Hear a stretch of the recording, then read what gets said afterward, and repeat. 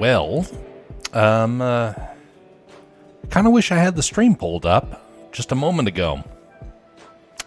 That was a very odd elimination. Very odd indeed.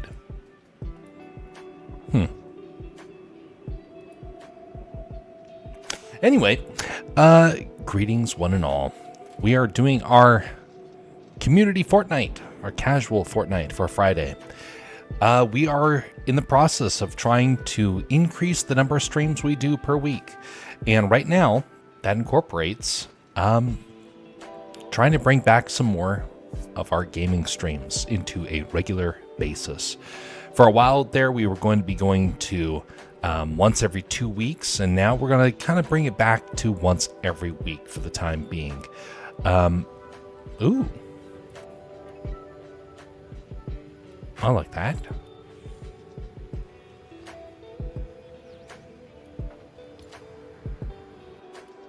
Just a second.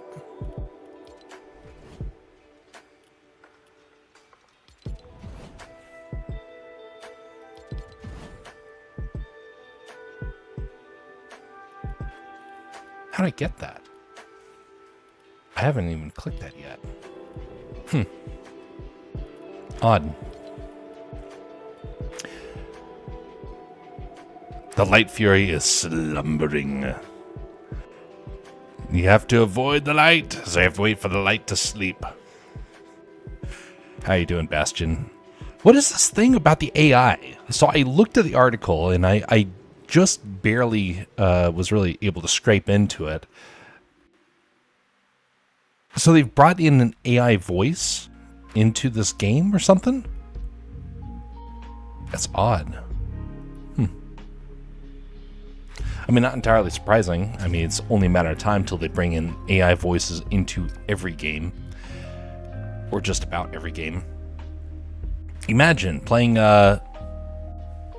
Mario, and then suddenly Mario starts talking to you.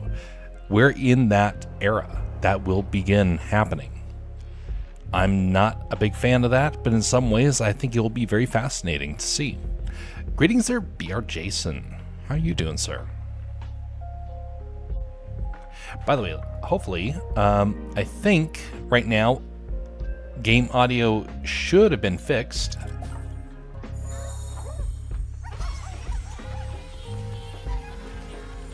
All right, I got it listed on my side.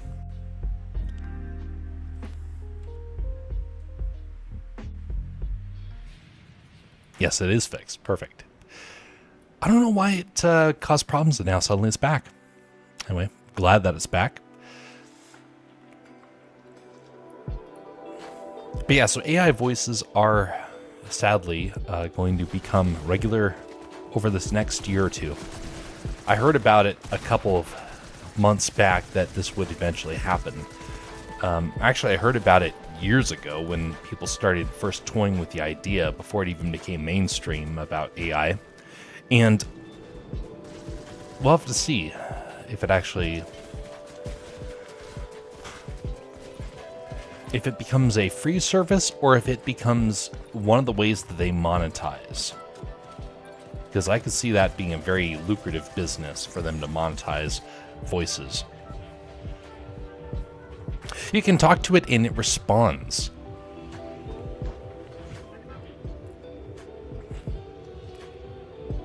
You can actually speak to it rather than use like a chat bubble. It sounds good. Where do I find this? AI Darth Vader. Because I assume it's just Darth Vader because of the post. And I heard somebody talking about Darth Vader AI, but I didn't think that that was about Fortnite. I thought it was something else. I'm not up to speed about things that happen in this game a whole lot. Pretty spiffy there. I do like the coloration on this X-Wing. Very fancy.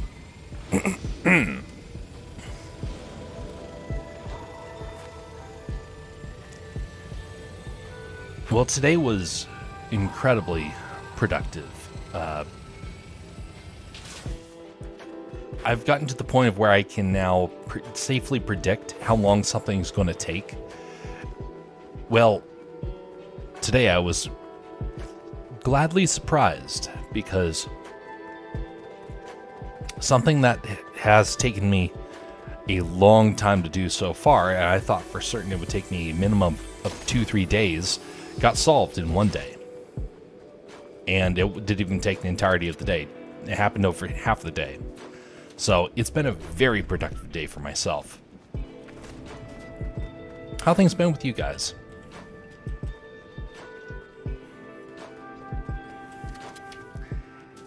Is there any sort of summer break sort of sensation that you're getting to delight in, or are you,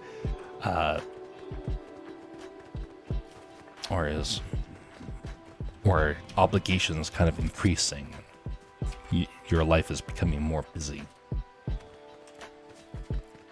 For me, things have gotten a lot more laid back, but in other ways, it's gotten more busy.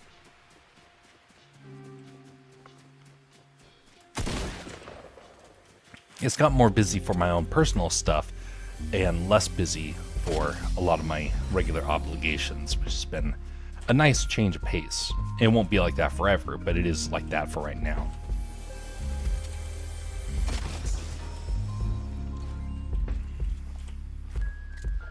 Summer break is looming, and I have so much to cover. Oh, yes indeed.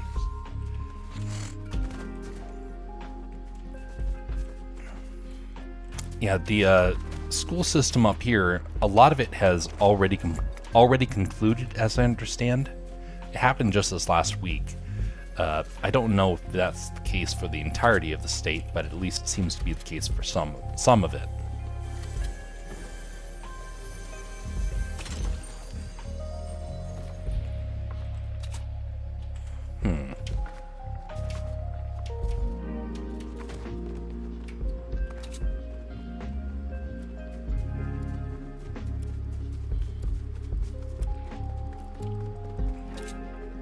Doing good celebrating my mother's birthday. Huzzah! To Mama Bastion Explorer. And BR Jason says, it's my mom's birthday too. Wait a minute. Wait a minute. You're not long lost relatives, are you?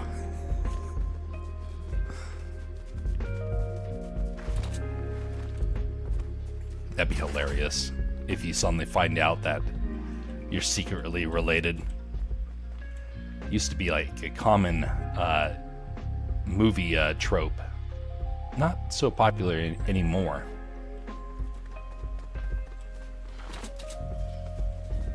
What is this?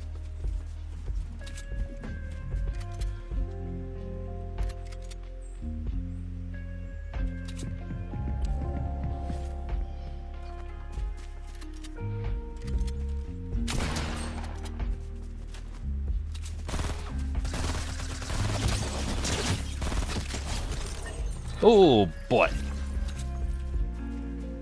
Perfect. No, I do not want that. That is a very strong weapon. I do not want to replace that. Happy birthday to BR Jason's mom, and also to Bastion Explorer's mom. In my family, I wouldn't be entirely shocked.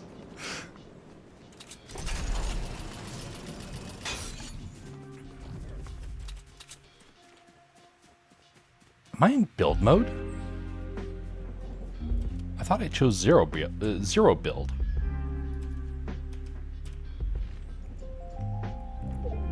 Yeah, zero build. Huh. Ooh, ouch.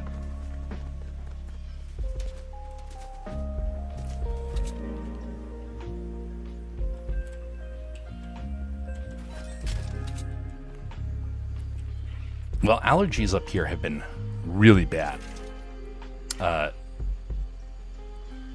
Wait a minute. Oh, I didn't have enough metal. I see how that is. Allergy season has been really bad up here. Fortunately, I've not had to deal with it as badly as others, but today, it was hitting hard. Eyes were on fire, and it turns out that we have one of the, if not the highest, is one of the highest of, what was that? Oh. One of the highest and most severe allergy seasons on record. Who's shooting? That was a shot, wasn't it? I felt like a scoped weapon. Oh, there he is.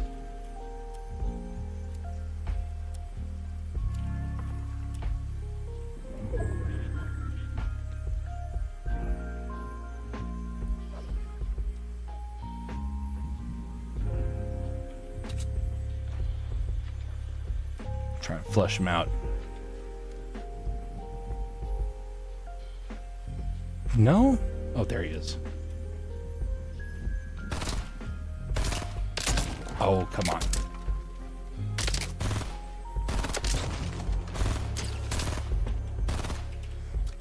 Alright, this is dangerous. I do not have an appropriate weapon for this battle here. What a weird design for a structure here. So all that to say that if I start hacking and I turn away or mute the microphone, that is what is going on.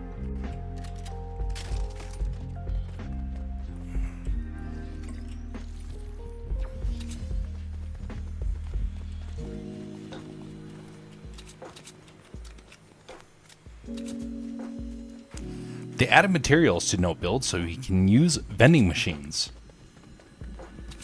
But I can't build.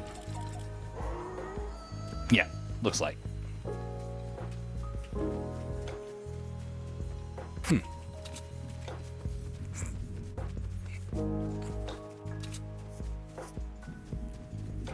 I'm suffering from allergy reactions now, too.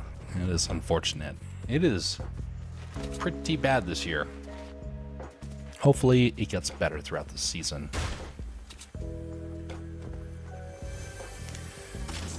So, earlier today, one of the things that I had to do was for the website, I had to do a big transformation. Oh.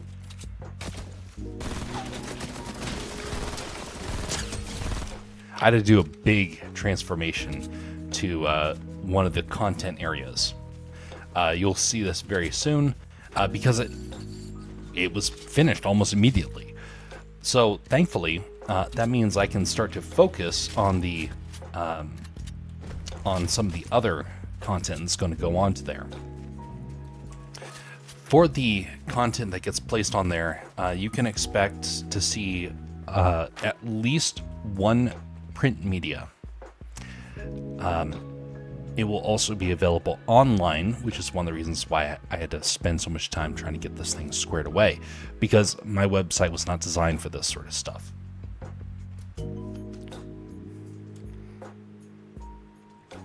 They added Darth Jar Jar into the shop. Oh boy.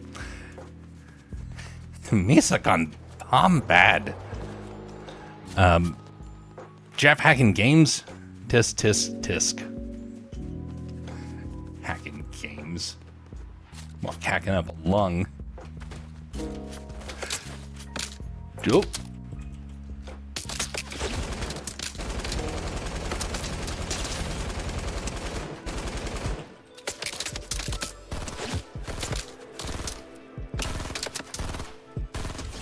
Just wait till their AI inside the game becomes more dangerous and starts acting more like a player.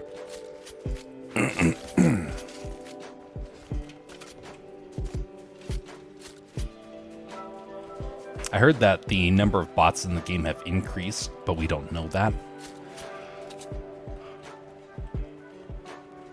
Meaning that we're just not detecting it. They're there, we know it, that they're becoming a bigger problem. We're just not seeing it, per se.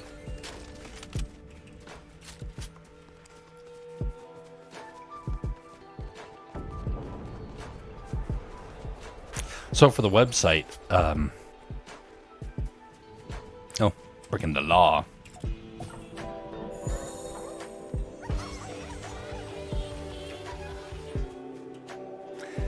For the website, it will have, it will also have more area for some of the videos that are coming out. And some of them I actually might very well be taking off the, places like Rumble and YouTube.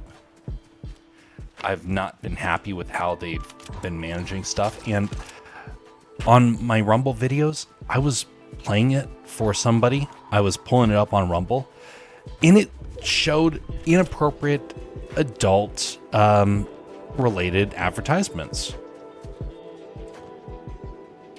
And I was not on my account and just defaulted to that. It's like, come on, Rumble. Facebook did it, now Rumble's doing it.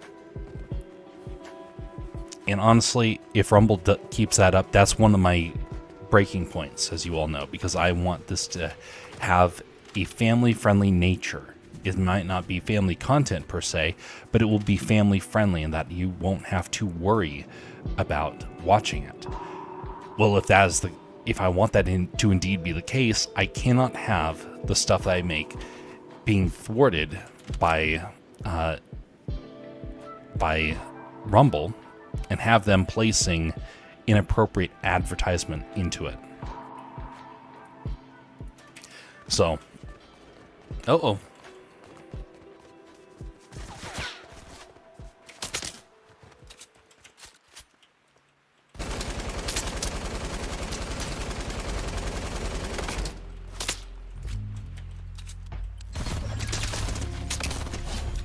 yeah, this thing is strong. So some of the videos might get that sort of a treatment. And that raises a very interesting point. It's getting very dangerous for kids on YouTube. YouTube has always been a hazardous place for kids, but it just got way worse with the introduction of AI. If you haven't heard about the ElsaGate 2 sort of situation, it's pretty bad. Huzzah. It's pretty bad. And I don't know if it can get better. YouTube doesn't want to have it get better. So, thus, it very well might be that leaving those platforms is going to have to happen. Now, I can say that with a bit of confidence, saying that, yes, that is a possibility, because, well, for a long time, I was restricted to their platforms. I was not allowed to really do anything on my own. Well, now I have the ability because now the website actually is operational. Oh, shoot. I forgot they have snipers.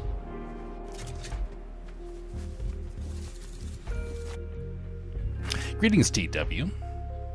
Oh, yeah, I forgot to change the counter.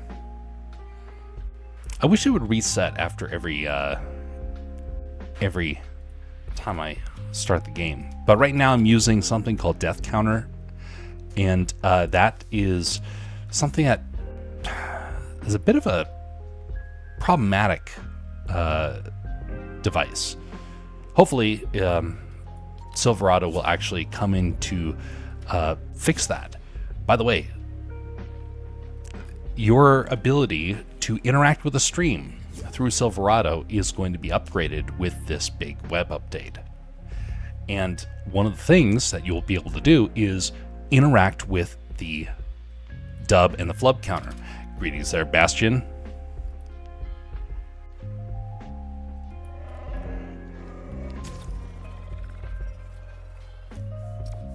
ElsaGate AI is disgusting. Yeah, it is horrible. But if that's going to be the future of the platforms, dang, I don't want to be a part of that. Well, how do you get your stuff out there if people are only used to those platforms? Well, now I have a website that will be able to fix some of that. It may not be a popular website, but it becomes a place where I can start the process of housing this stuff. I'm going to be going into overdrive for trying to create material. I've built the platform. Now it's time to build the content for the platform. At first I was trying to build all the content, and that was not working. So I built the platform, and hopefully the content will make more sense. How long have you been playing? You got 13 flubs already. I think that's actually pretty impressive. Yeah, I loaded into the game and just immediately got shut down. 1, 2, 3, 4, 5. Drop a message in text chat and keep it friendly. Yo, yo, yo.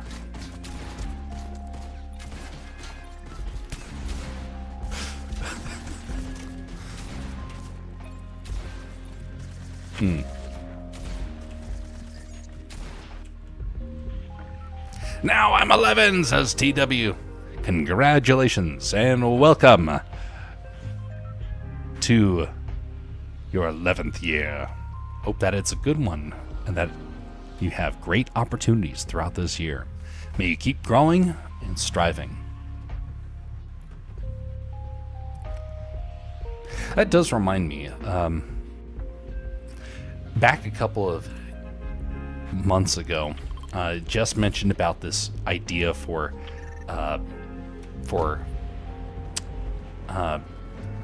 how to recognize people's birthdays without actually having to dox people.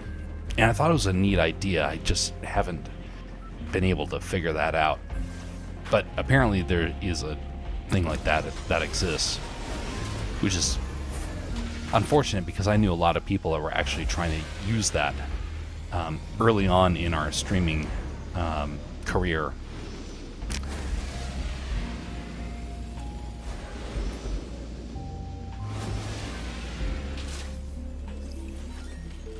All right.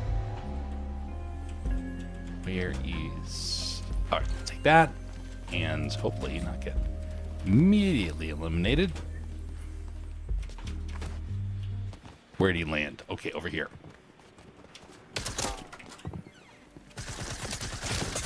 Uh-oh. Uh-oh. Not good.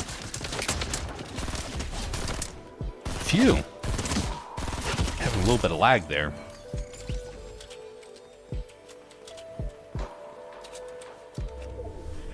A nice big bottle of blue water.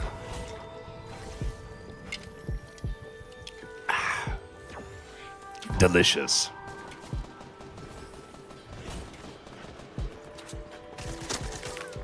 Does anybody know what Texas Roadhouse is? I'm going there soon for a late birthday.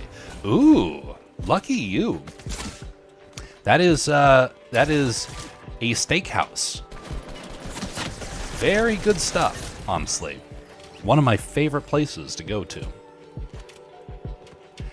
When I was a kid, it used to be there used to be a couple of major sort of steakhouses. One of them was what was it? It was the Lone Star. Man, that was a blast from the past. That was the first time that I can really remember going to a place where they would take peanuts and just smash them on the floor. Delicious.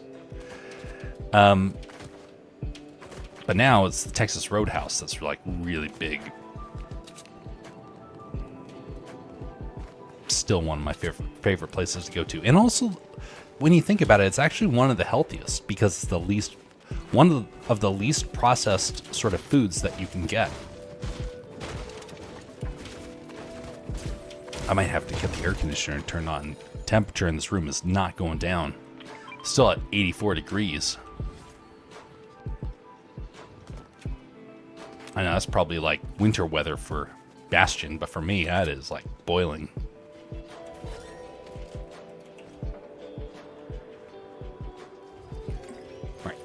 Just a second.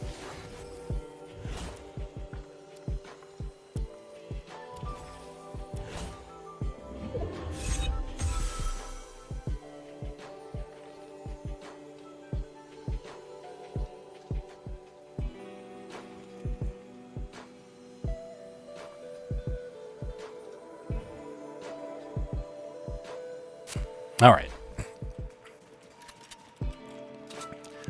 Tried opening up the window all the way. See if that fixes things. It's probably going to be the last stream I can do, though, without turning on the air conditioner. Ooh, Chewbacca's packing. Too bad you can't use the cars.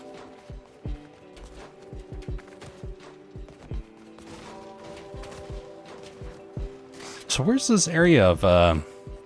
so how do you access the Darth Vader again? Is that something that happens in the game, or do you have to get his character somewhere?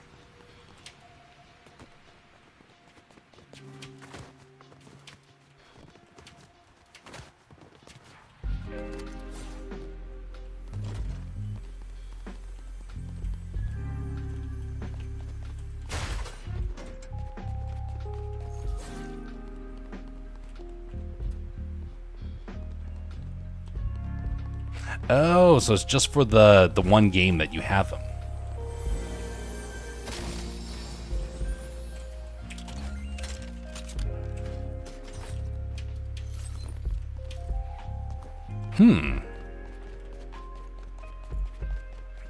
Have to give that a try.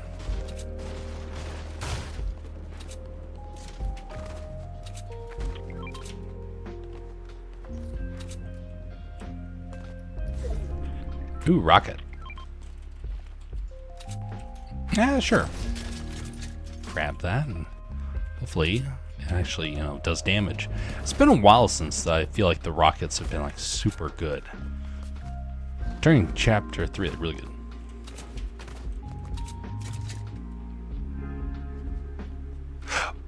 Ooh. Now that's nice. How far is the range?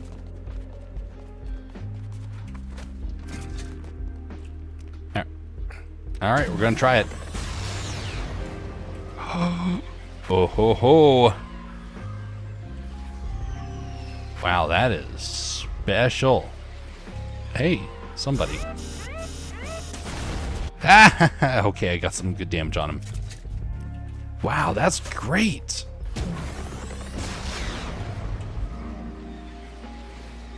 He's right over there.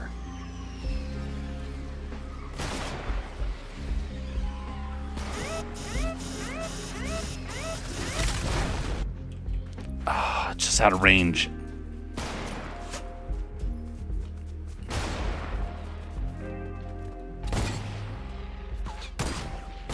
There we go. Damaris. Take that, Damaris.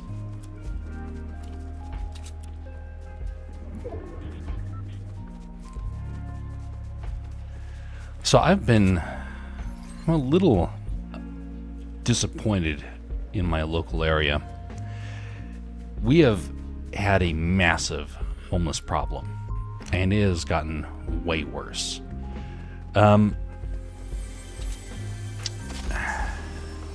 It's unfortunate because there are people that are down on their luck, and I'm not talking about those people. But there are a lot of very dangerous people that have started to appear up here in Alaska, to the point of where, honestly, I don't really want to have some relatives go into certain areas because it has gotten that bad. I refuse to go to some areas because you just don't know.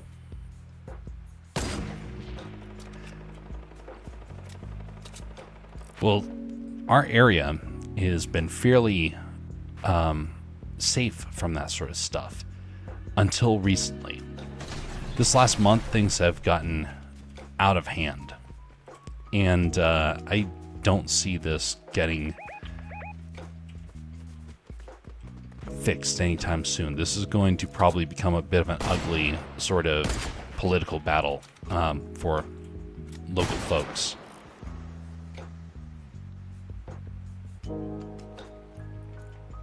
But it got me thinking about the problems of having people that are homeless in your area.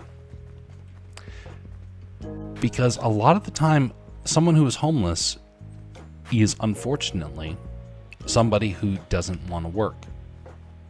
Well, if they're not working, they're not contributing to society. They're not contributing to your culture, and it becomes a drain. But it also becomes a bigger problem. A lot of people in those situations are there because they're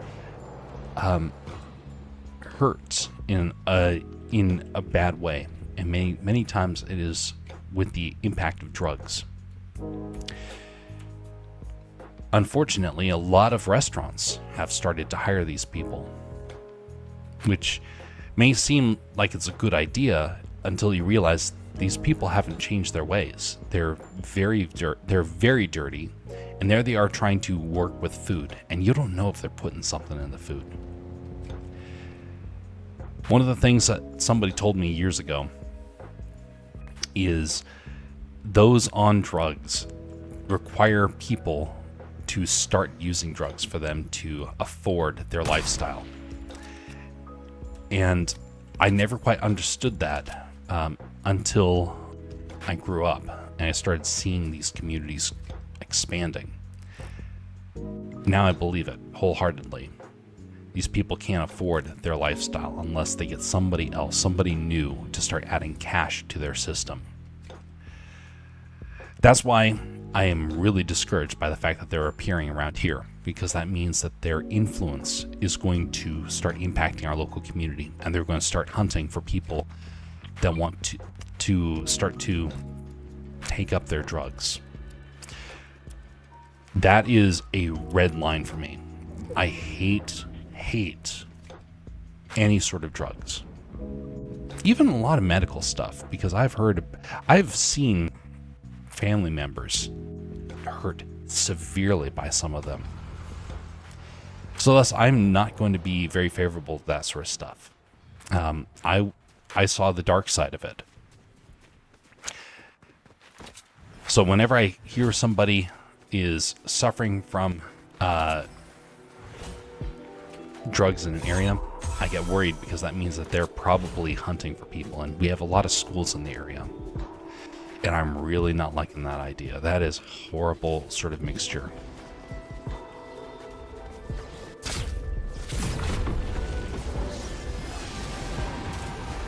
All right, there's 2 people down there. Oh, there's more people over there.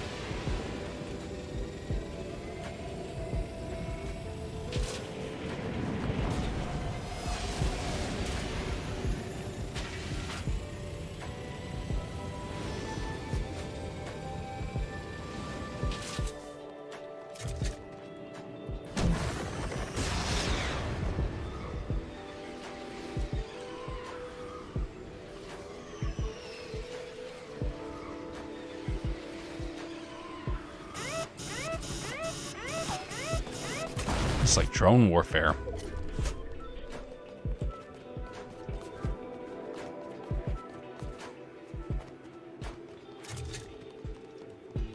Oh, somebody's in here.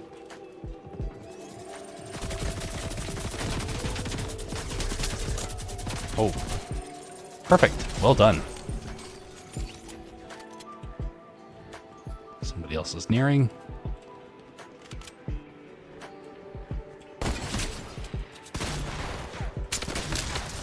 Come on. Well done.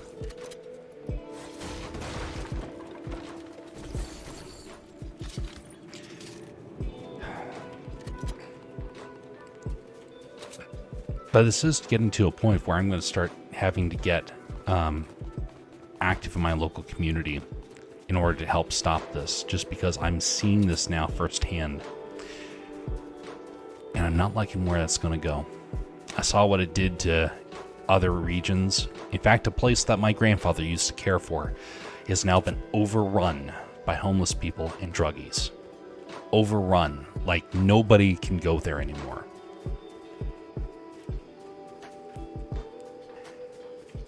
It is really discouraging.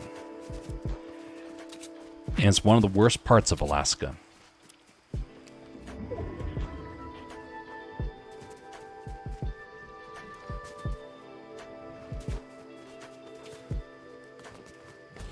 Hopefully it gets resolved sooner rather than later, but it may be a bit of a longer sort of struggle for the region. Might even, it's up to getting to the point of where I'm thinking, you know, I might actually have to move to another area, because you don't know what these people are going to do to your area. And one of the problems I've heard about in other areas of the town, and is that where this problem has persisted, is that the crime goes up through the roof. Well, I did find a whole bunch of stolen material the other day. And you know what? It wasn't necessities. It was trivial things. Horrible that people are robbing so much. We're talking hundreds of dollars of stuff that they stole and just left to rot. Left it just to rot. Absolutely nothing that they really kept, probably more than they probably kept about less than 5% of what it is that they threw away. They stole it just to destroy it.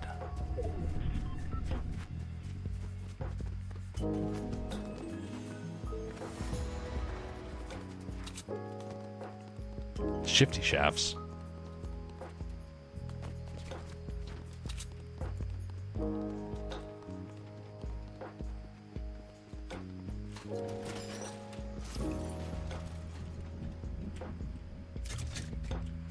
Time to launch one of these drones into the air.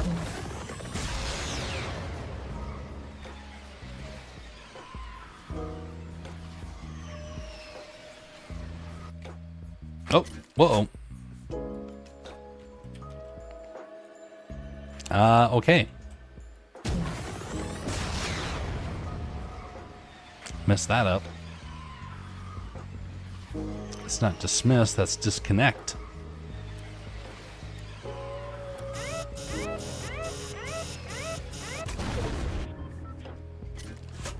Alright, nobody in the area.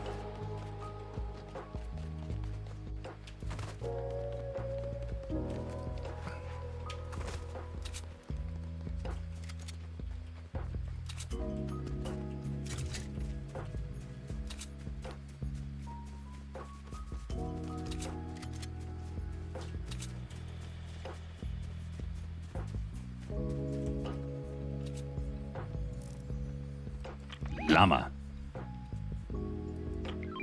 About ready to go into the storm, llama.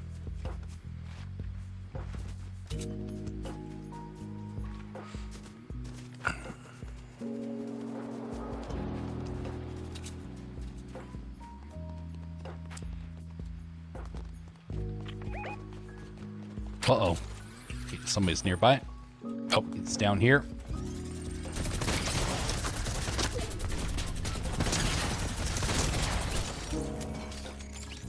That was an interesting player, if it was a player at all.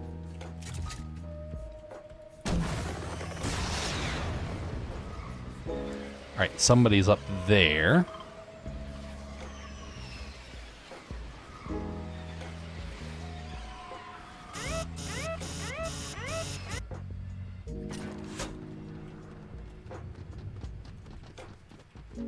They're going to be waiting for us, so be forewarned.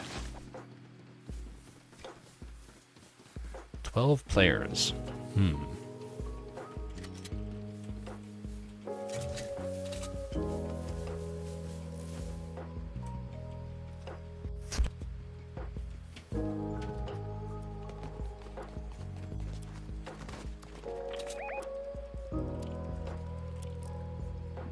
Oh, yeah, yep, I see it.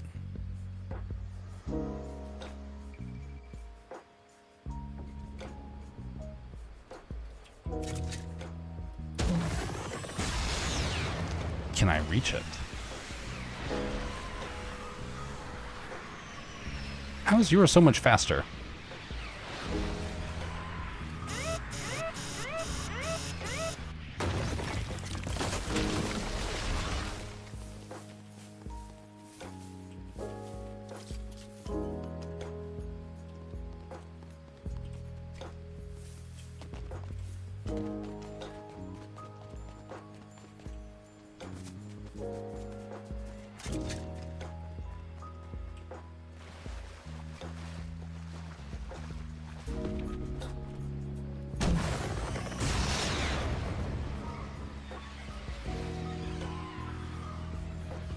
There, this should be a much better distance.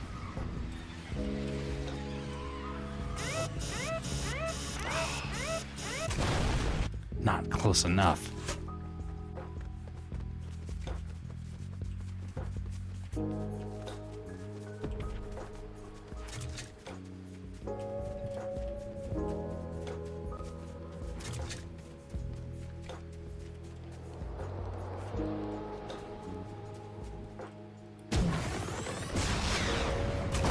Oh, shoot. Mess that up.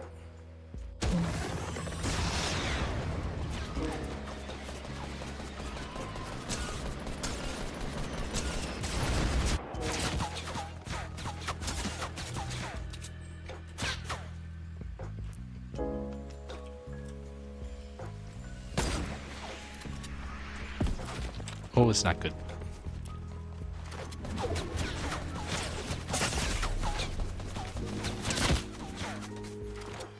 That was bad of me. Ooh, close.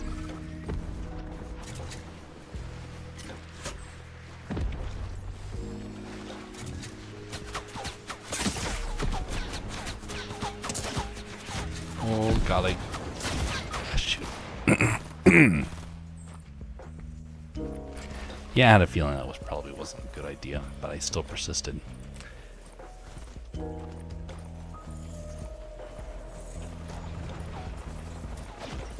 Ooh, danger storm.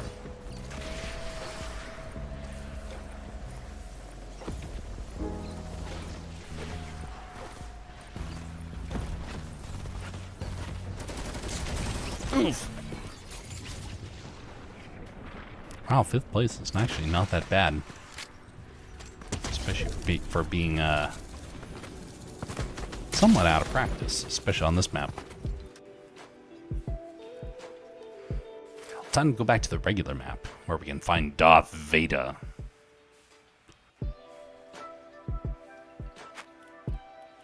Where you can find your lack of AI to be disturbing. Yeah, wrong button. Where's that? Okay, 0 build.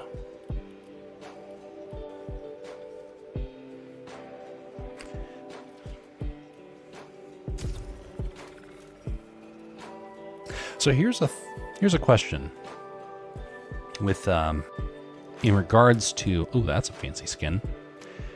In regards to the world of AI and at what point do we as a society finally come to the realization that it's going to remove most of our jobs? At what point do we come to the position and say, this is bad, back off? Because people keep saying, using the same argument, that this is Pandora's box, there's no closing it. But I don't think they have really stopped to think that there will be a moment where our society as a collective whole says, no, this is bad, too far.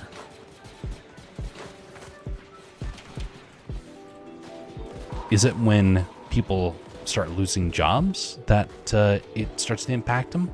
That our society says no? Well, if that's the case, then it's already started. Is it when our culture becomes so automated that we kind of become dead inside? If so, it's kind of already started.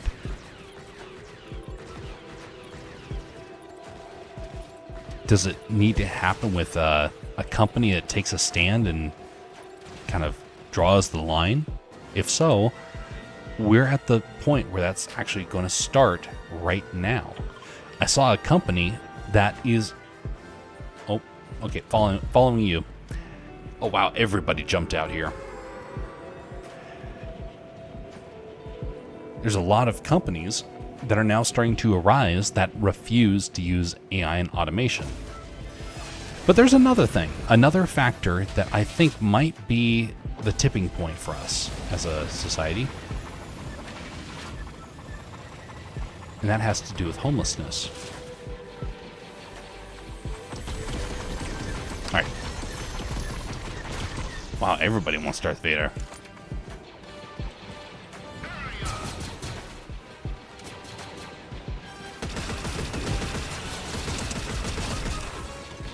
Uh-oh.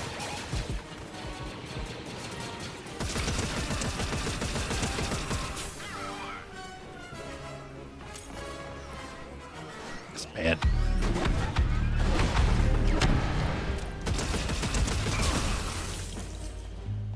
I like these weapons.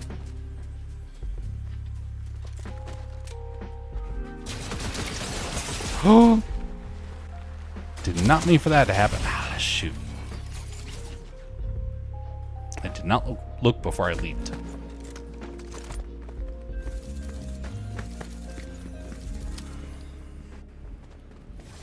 Oof. All right, add those to losses there. There we go. So the homeless problem actually will be a huge issue because of AI. See, I've been hearing from a lot of folks that the number of people losing their jobs is way higher than we realize. And where are these people going to be going if they can't pay for their homes, and rent and housing prices are through the roof? The number of people that will benefit from the profit of AI is so incredibly small, it might as well be run by Sith. Only a very small number of people will own stake in AI, because everyone else won't have the extra money to make a meaningful investment. Only those that have incredible access can gamble with AI and succeed. Everybody else will gamble, and somebody else will reap the profit. That's something I don't think AI enthusiasts have considered. AI is going to rob them. It's already robbing them. Their investments are going to help out people with bigger investments. And that's something I heard about back when I was being offered stock instead of an actual salary. Because I haven't heard of any of my colleagues that went with AI, that went with the option for stocks that have really made their money back. Maybe they have, maybe they haven't. But if they made money from stocks, from a company that sold them stocks instead of a paycheck, it's because they had such an incredible amount they were able to match it and improve it. It's a way for the company to not pay their employees. All right, where are we? Oh, we still got to go to that area to get the Darth Vader. Okay. All right. Now I know that everyone's going to go there. I'm going to play that a lot more strategic.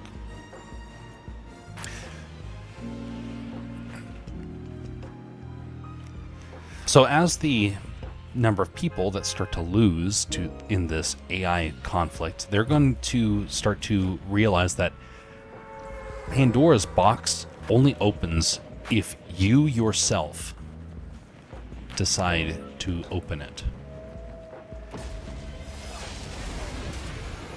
You have the ability to reject it. And that is not something that a whole lot of people consider. They just think that, oh, it's going to happen one way or the other. There's no changing it.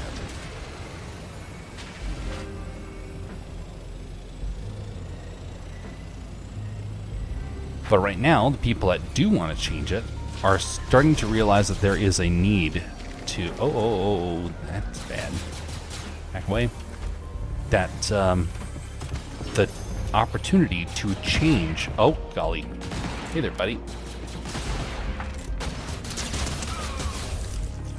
Oh no.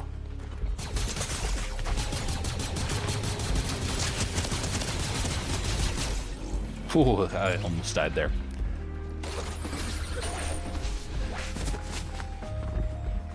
I wonder if the just so many players in the area.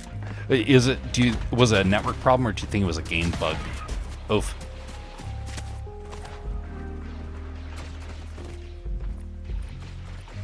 All right, well, I got eliminated, so won't be long here. Be able to pick you up on the next pass. Oof. That's one thing I'm glad about, is that this game doesn't crash nearly as much as it used to. Man, it was horrible. Especially for myself, as you guys all know. It's like when everything else, when everybody else was like, had stable games, my game for an entire year and a half was glitching. I can barely even remember that now. I mean, I do remember it quite clearly. I have the recordings of it, after all.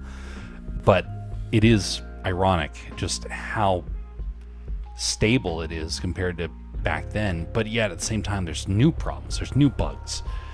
It's like the game that never will truly be fixed. Every time they add in something new, something else breaks.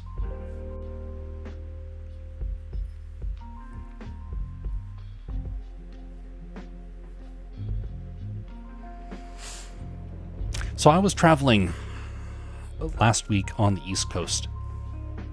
I was in an area where I interacted with some of the locals during the time between events that I had traveled over there for work. I wandered about the area. It was fascinating. And one of the things that I noticed was two things. One, there were a ton of people, but yet very few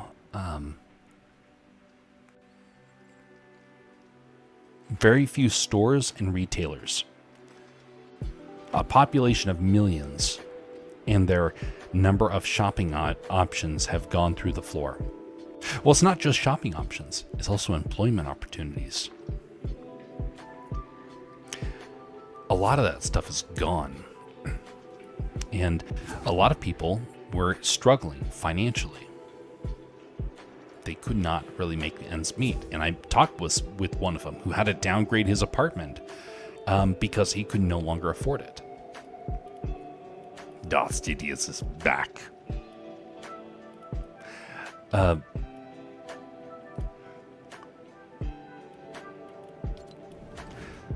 I did notice another thing.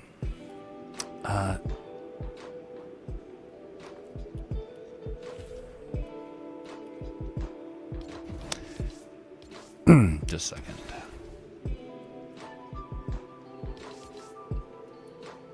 Wait a second. How did I get that? You have claimed 7 out of 40.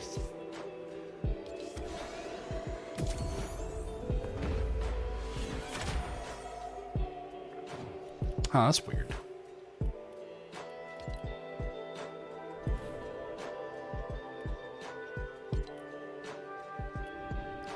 Oh, because I was looking at the battle pass and I saw that I got the starfighter, but I didn't have the battle pass, and so I couldn't figure that out. So I just got it, and then I got a whole bunch of other items.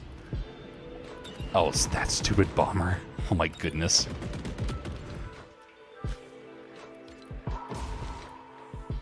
Oh, that's neat. Oh, I like that one. All right. Okay, back it up, and then we'll dive on back in.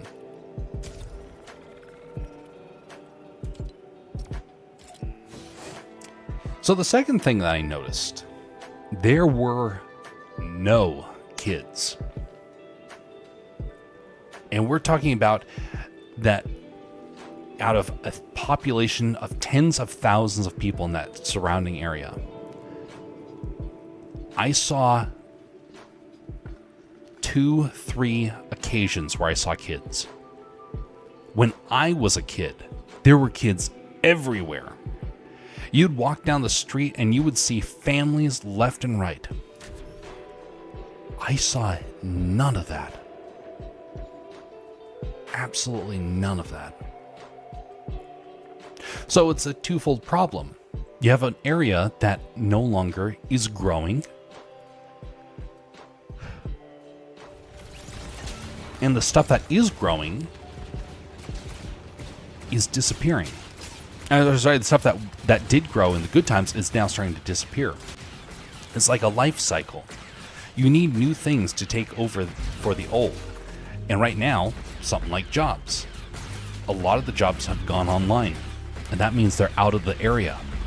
That means if you're in the region, you have to get an office job, or you have to move.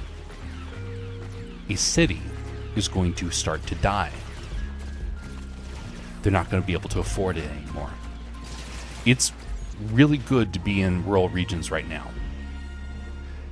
because it gives you a higher chance of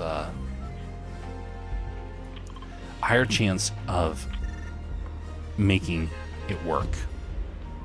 If you're in the city, you're in a place that has no future because there's no kids. And your jobs are all being threatened by AI. The amount of automation over there on the East Coast was very discouraging because it just went to show that it's already happening. I had to step away, said Beer Jason. Wait a minute. How dare you step away during my TED Talk? About what areas are you talking? I'm talking about the East Coast, greater DC area. The amount of automation that is happening is growing. And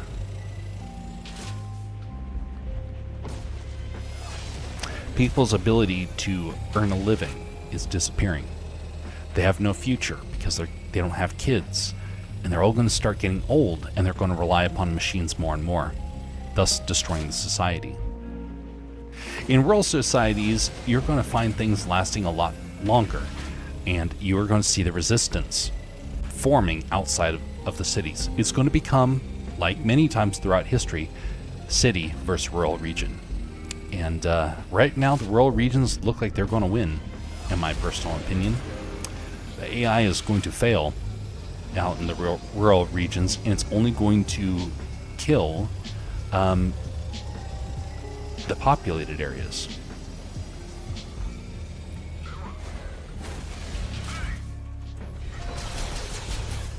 Whoa, that's not good.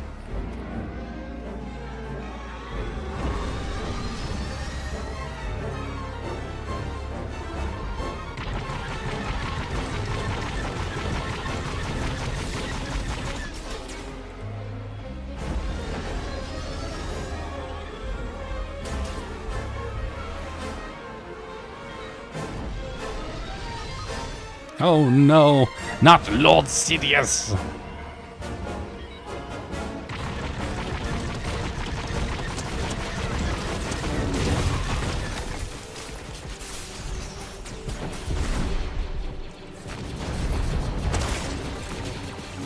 Oh, that's Lord Vader. I don't need Lord Vader, I need Lord Sidious.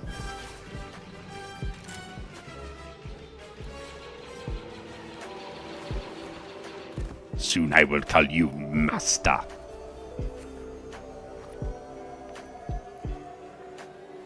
You will revive. I have foreseen it.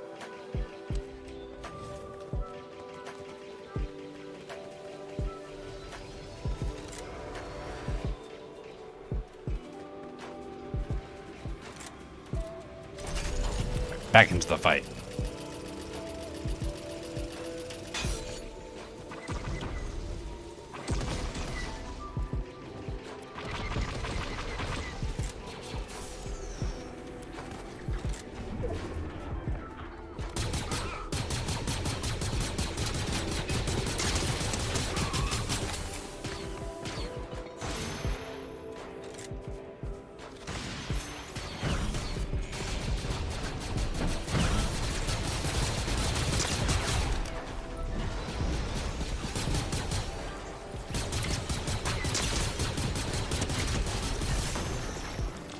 Oh, they got rid of Lord Vader. Oh no. Well, I guess that means they got Lord Vader AI. Well, phooey.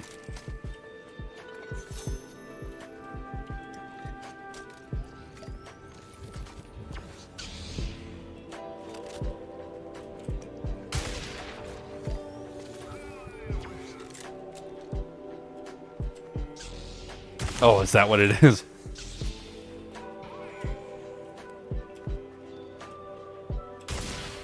That's not bad. I wish you'd give like the Jawa scream when they fire that in the movie. That'd be a great addition. Retrieve data log. Wait a minute.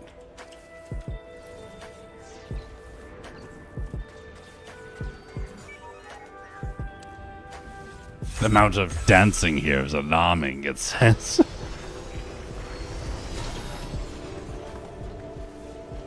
All right. Fly away.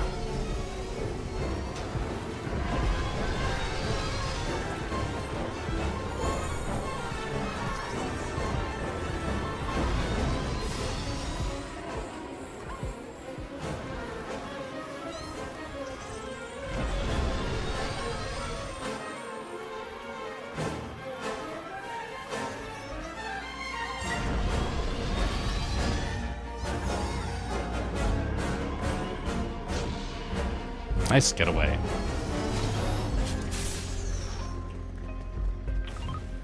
Ooh, vending machine for health.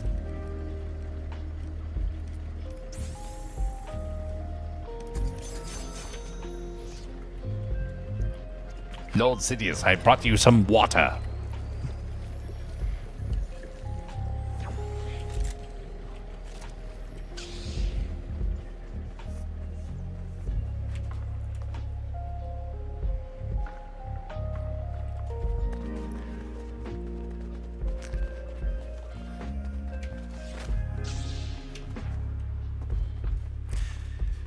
Now, there is an area in this world that kind of reflects what the culture is going to become if AI persists and we're not able to stem its tide.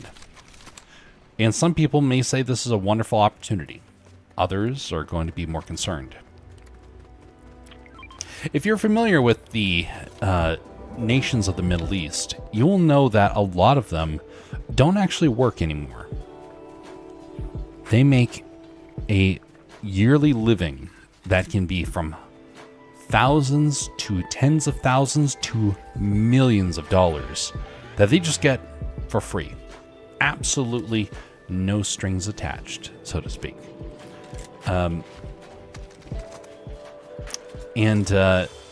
This is actually quite a problem because in their society, it has caused a lot of their people to, how should we say, lose motivation to do better, lose the ability to grow and flourish. They become heavily reliant upon other nations, other peoples, for their well-being, for their livelihood. They don't have futures. They don't even innovate. They are carefree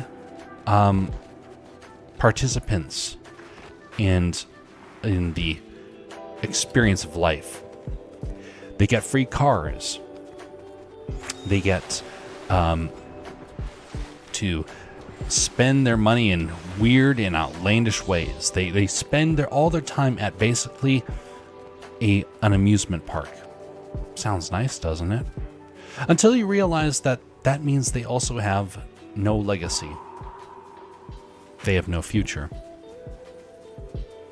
That, unfortunately, is part of the future that we hold. Oh, it's Lord Sidious you can be trained by. Wait a minute. I was with Lord Sidious this whole time, and he did not train me in the ways of the Sith. Now I'm even more Sith-like.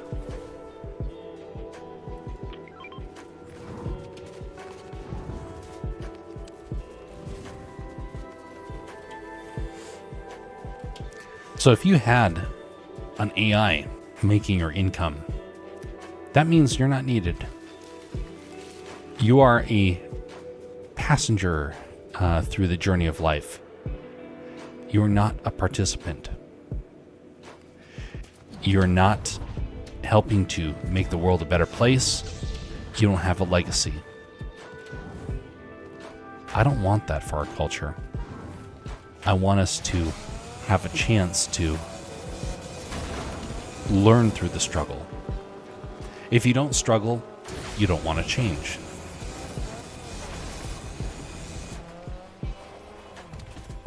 Oh, Lord Sidious now will be trained by his apprentice. Ah, ha, ha, ha, how humiliating.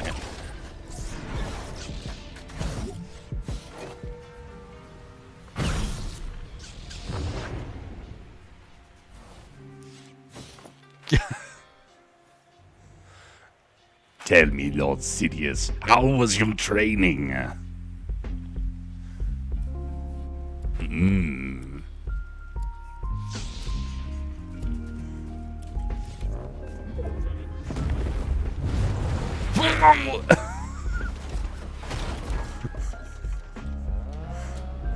Well,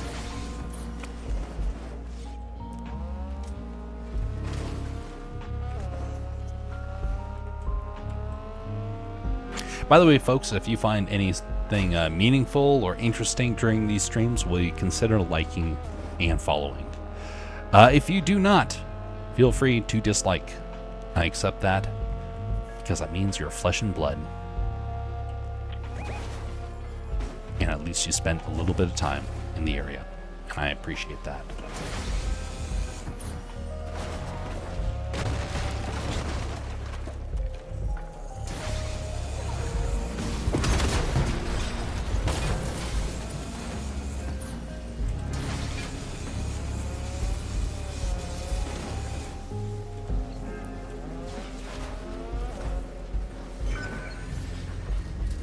Alright, getting out of the storm. Well done.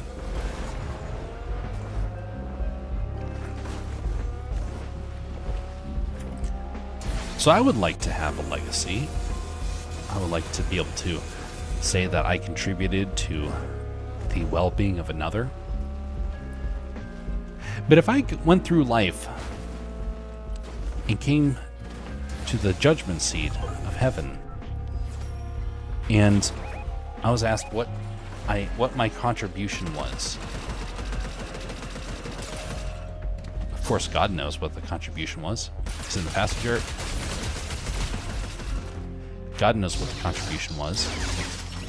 But if I was to be asked, what did you contribute to? And I had to say, well, nothing. The machine took care of everything. How do you think God's gonna like that?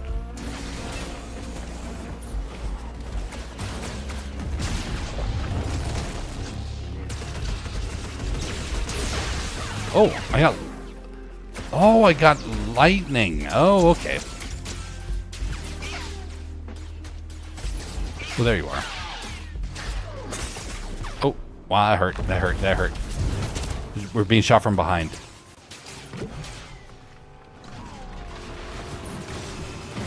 Oof. Dang it.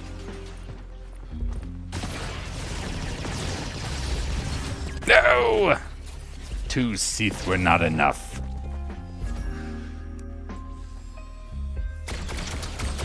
Dang, that was a bad spot.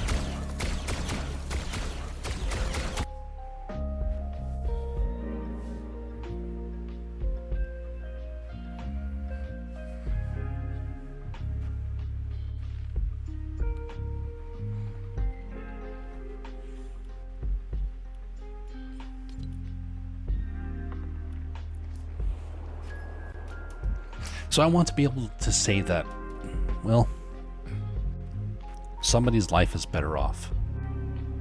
Somebody was ministered to. Somebody was given a second chance. I want that to be the contribution.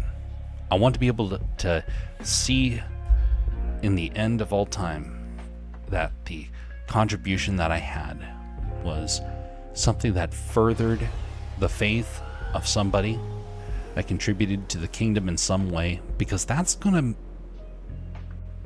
has eternal blessing, eternal benefit. If I went through this life and said, well, the machine did all the good for us, I mean, I wouldn't want to get in the way of the machine. The machine knows how to do things, how to take care of people. That would be stupid. And it wouldn't make anybody's life better. All it does is it takes away your responsibility and claims that somehow you didn't need to do anything. When you had the chance to do good, that's somebody else's problem.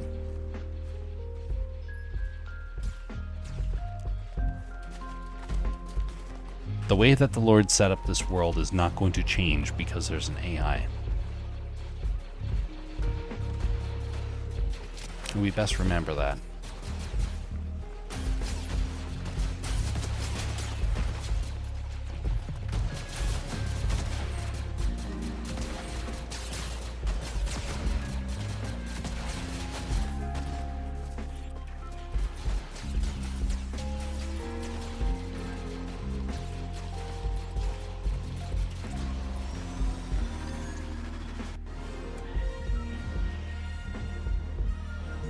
All right, well, we're going to keep trying this until we can get that AI to cooperate.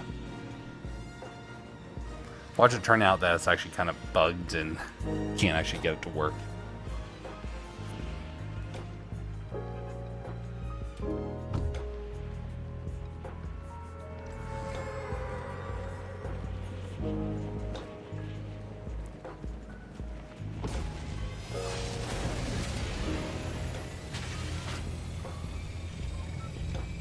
Is all this machine hate just based on your anti-Wallace and Gromit stance?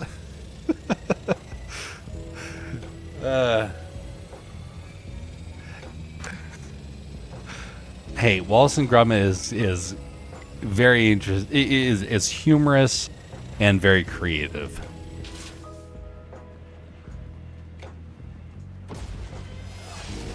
It's only partially inspired by it.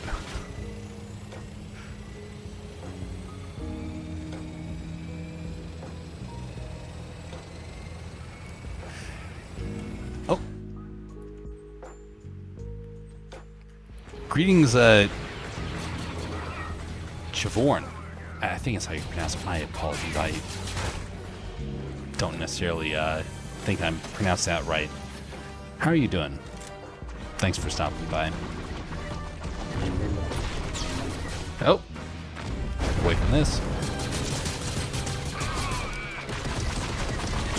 But yeah, no, it's BR Jason with the machine hate.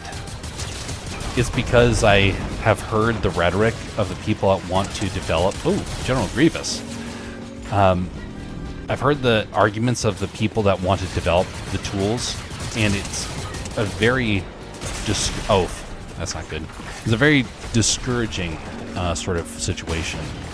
They want very badly for the machine to take over. They want to feel like somehow their life is going to get better, that somehow utopia will suddenly begin. It won't happen. But they like to think that. And so thus they will invite the machine in gladly and watch it destroy everything that they have. And they will not... They don't have the wisdom to hold back and say something's wrong, something is amiss.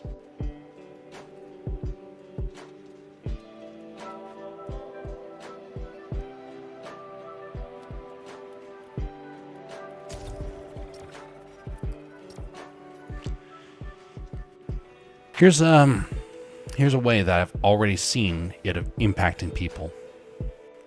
There was a person that I was talking with a while back, and they were all gung-ho about the AI. And I didn't think that this would actually impact people, but it turns out it does. There was somebody who said, I will never. There was a person who said that there's no need to have a kid because you don't need a kid. I mean, if you need to bond with somebody, you can have friends, or you can have a pet, or you can get an AI to replace that need for a kid. It doesn't take a genius. Well, maybe it does, apparently, these days. It doesn't take a genius to realize that's not fulfilling. Something that is millennia ingrained into our psyche. Something that has been designed as part of the experience of this world is not going to just disappear in a moment because our society has evolved past it. It won't happen at all. God did not set it up that way.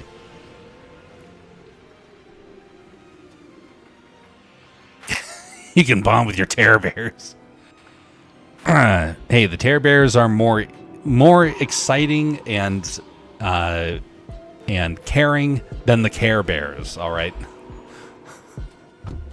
these Care Bears are an abomination.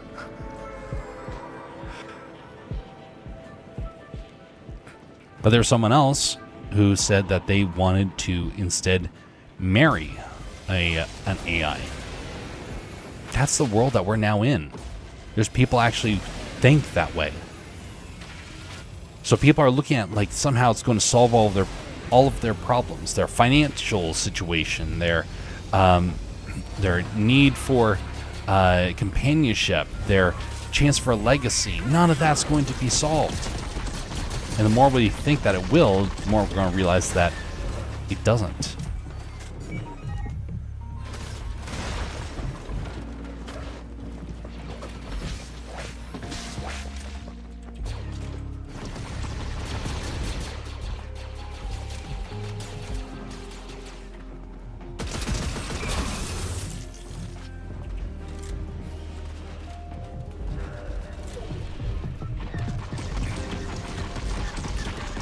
Whoa. By the way, we will not be able to write pretty soon thanks to heavy use of adults on AI. Yep.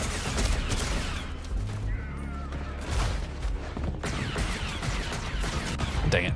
That's not good. Yes, I have seen that become a problem. And what's even worse is that our writing skills have gone through the floor because, well, we're letting the AI write for us. I have seen people... Wait, there's so many good players that are landing here.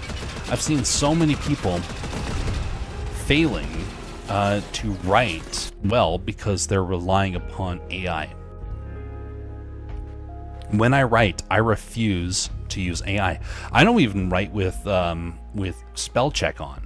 I'll go back and I'll spell check it later because it is a hindrance.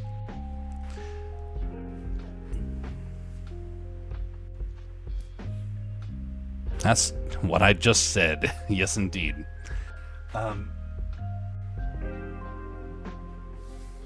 I have been shocked just how fast that transformation has begun.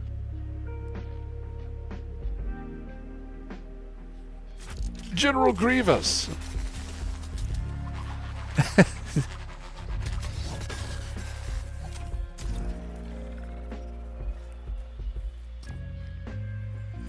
Custom model for a General Grievous there.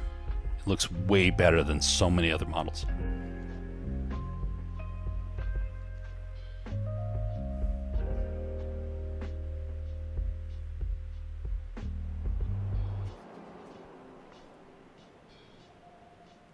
Oh, really?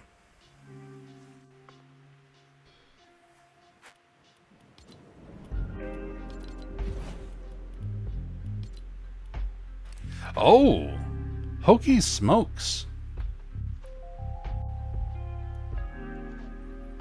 That's really interesting. Did it appear in a comic or something?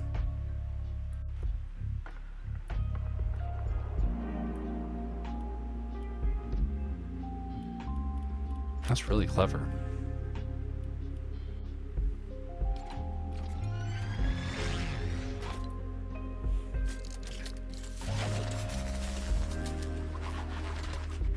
Very iconic villain. Actually, I didn't just say it. I wrote it because I still write. I win. BR Jason is indeed a victor Over the AI. Could you imagine in about 5 years? In about 5 years, we're going to have a huge population that cannot communicate in any way, shape, or form.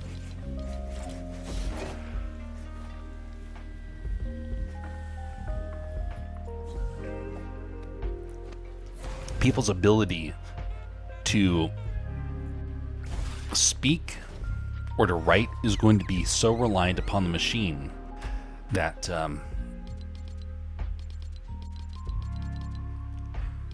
it'll basically be like talking to children in everyday situations.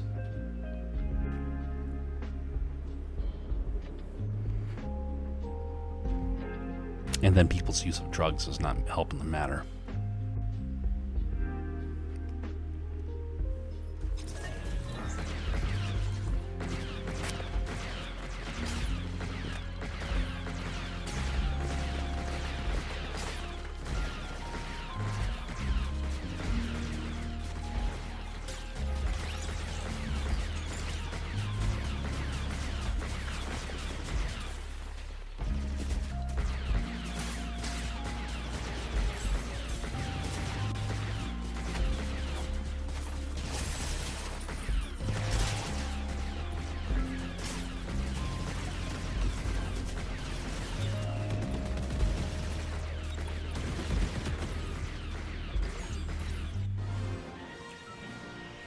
I talk to children in everyday situations as it is.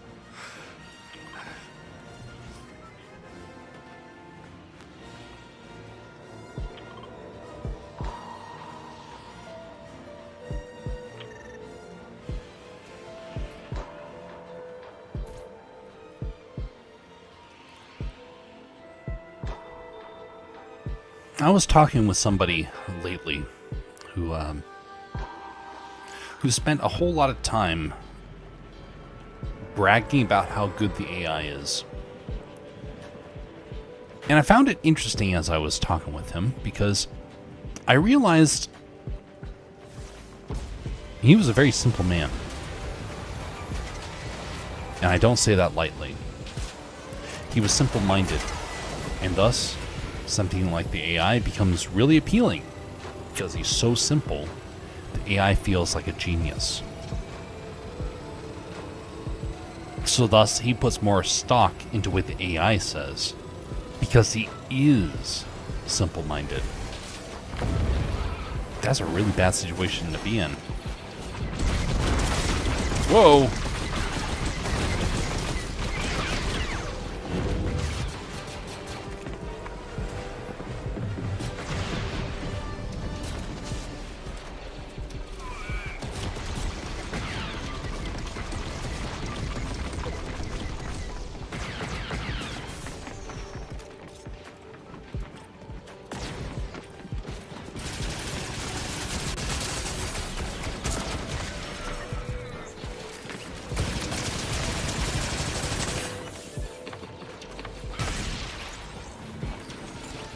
Should be dead.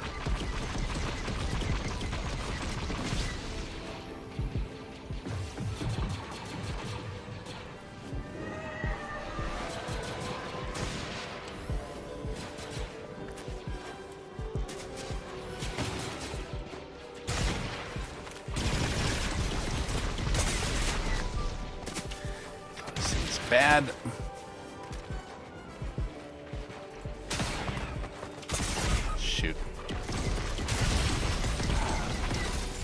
Bad weapon you get stuck with.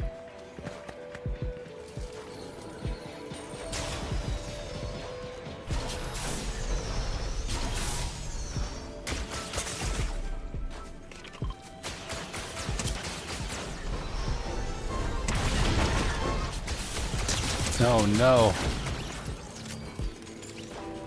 Dang. This might not be possible. There's far too many people interested in going there. This might be something where you need a full squad to really have a chance.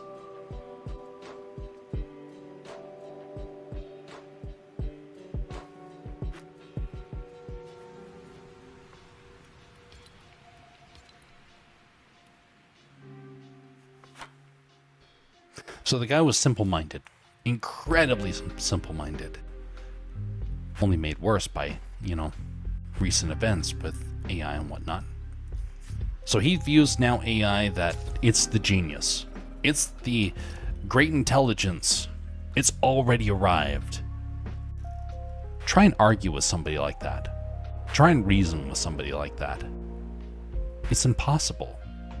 You'll never match the intelligence of the machine in their eyes. We're reaching a point where we have two classes of people. We will have the people that are AI adopters and those that are not. Humanity versus the machine. It's already started. In fact, I remember there was I've actually seen this happening live with some people in on online spaces. Now, I'm not a big supporter of the things that of the views that Tim Pool has. I think he has some good views. I think he has a lot of really bad views. In fact, I think he has some very dangerous views in many ways.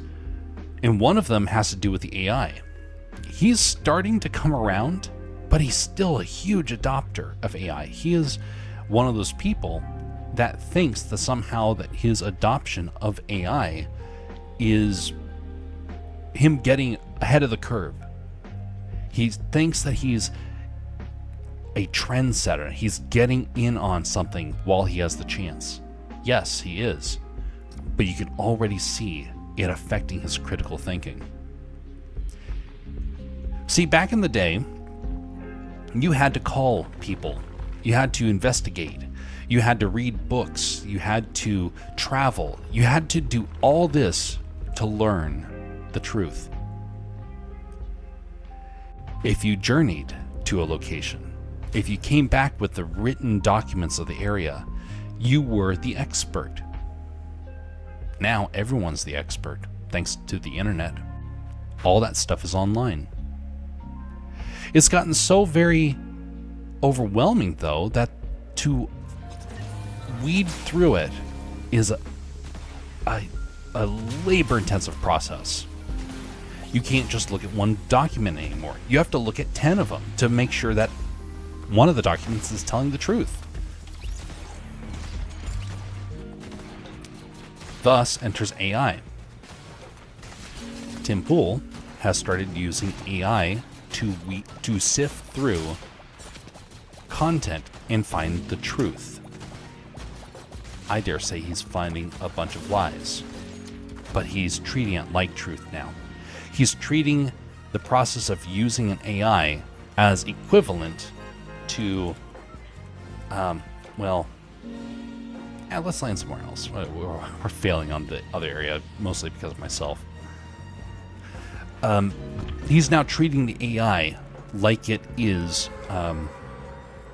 a resource, like it's citing the truth. Now he's not doing it as much, thankfully, but he was pushing hard for that stuff early on, and now he's just starting to realize, this might not be the best way to find the truth. But only recently he started saying that. It's his chickens that have tricked him into using AI. Yep. I wouldn't be surprised. I mean, chickens are chicken-brained.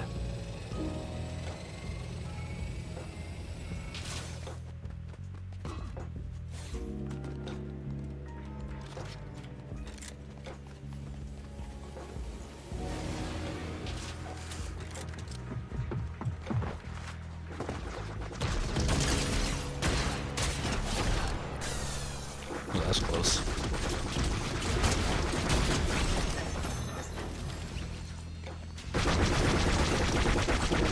bad.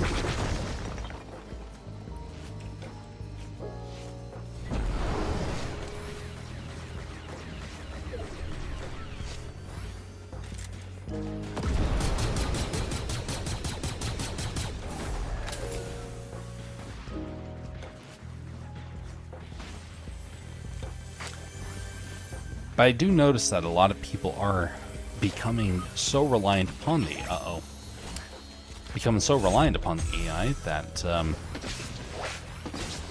they're going to be considered really the deceived in time to come.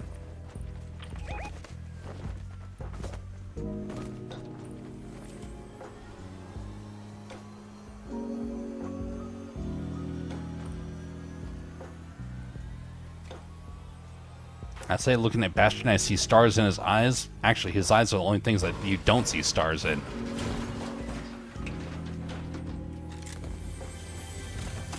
Everything else on his outfit, you do see stars.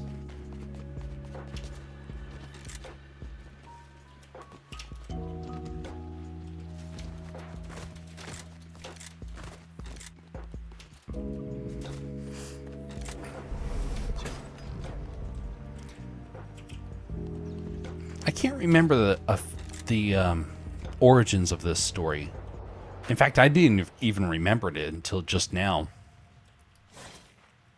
But I remember there was a guy that he was an early adopter of a new innovation, and he thought he was a genius for making the investment. Oh, somebody there. Sound the alarm. Yes, alarm has been sounded. So there was somebody that he thought he was making like this big, great investment, only to find out a while later that he'd been tricked. I can't remember what it was. It wasn't AI. It was another tech innovation that was taking place.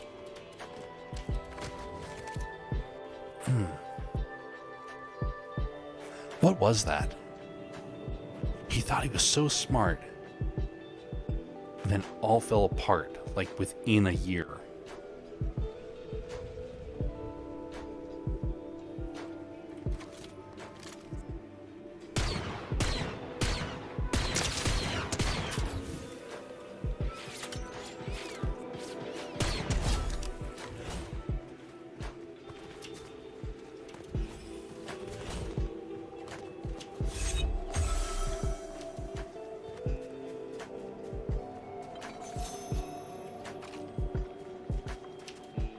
Oh. Isn't that's convenient.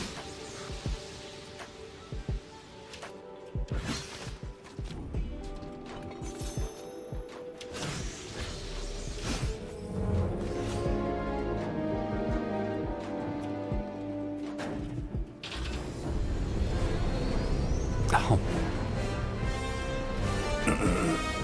Wow.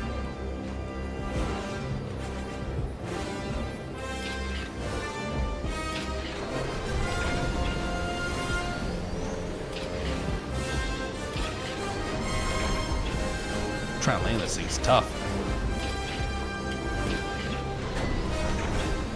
There we go.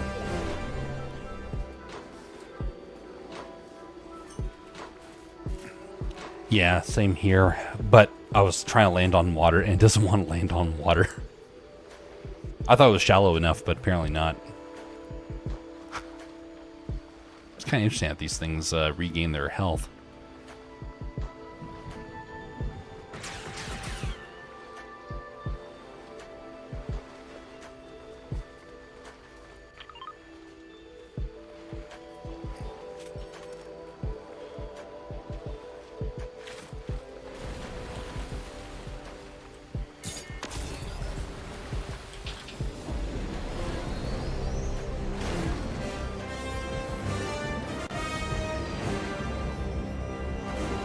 Punch it, Chewie.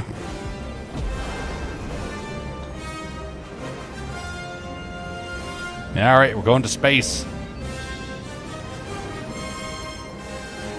Oh, could you imagine?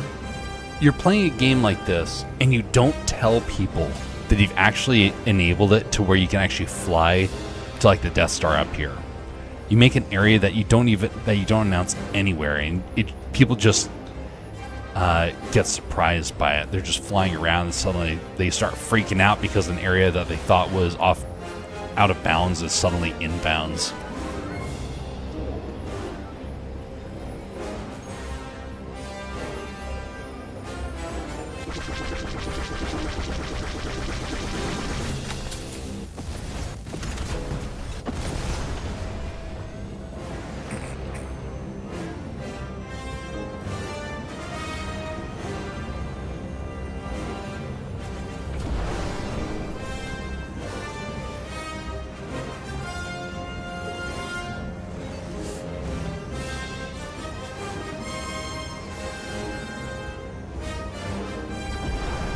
I have to really think about that friend that I had and what he invested into, because now my memory's been sparked, but I can't remember the circumstances.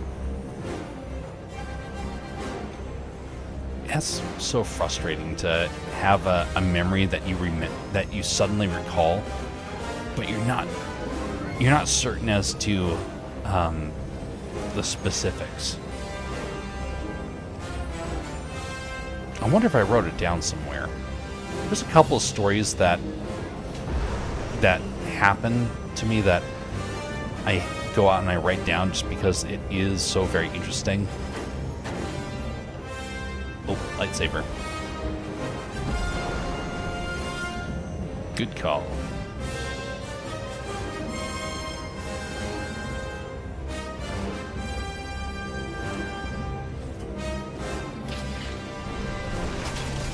Oh, no, that's bad.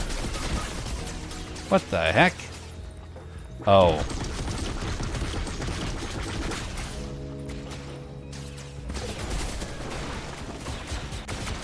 Fly away. They're on the ground.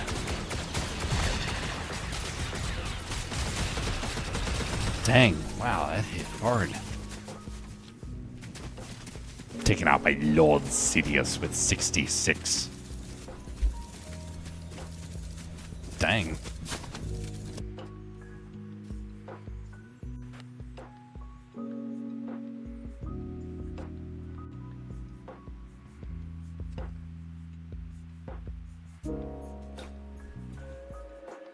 Ooh, I like that.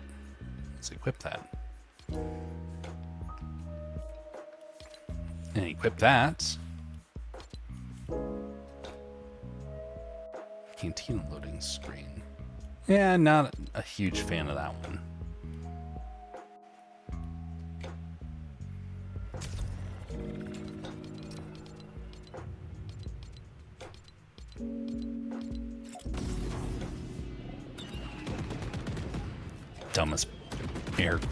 Dumbest spacecraft in the entire saga.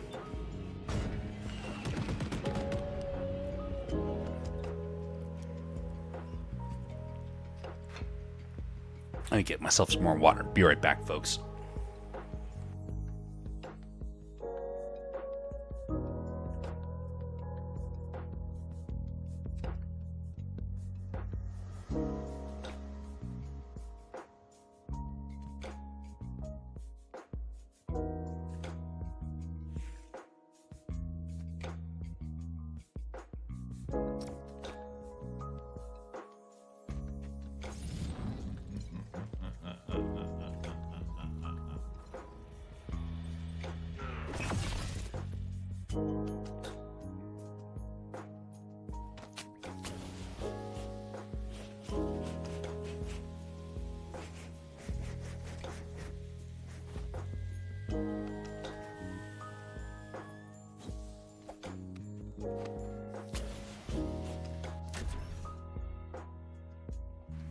All right.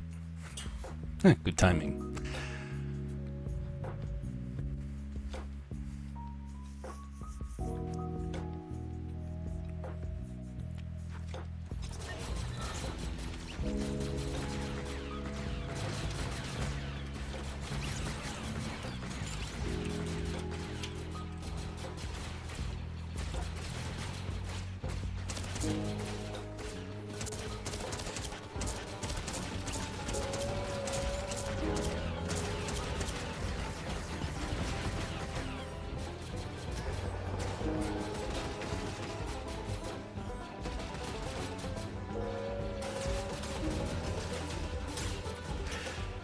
So I don't know how much longer it'll be until I make the, until I schedule the announcement stream, but we're getting close. My checklist is getting smaller. Right now I'm down to, I think, 3 items that I have to check off, which is way better than just about any other time for planning. When I first launched Castercraft, I had a checklist of about 10 items. I got done like 3 of them. And so for this to have like the majority of the items on the checklist done and only to have about 3 left is actually really exciting for me. Yeah, I like this deployment of the X-Wings. That's great.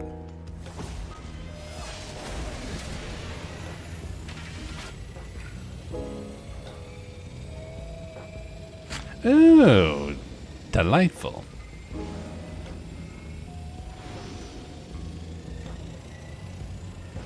This is the way. No, it's not the way. Oh, how did he get that? I didn't see anybody else land there.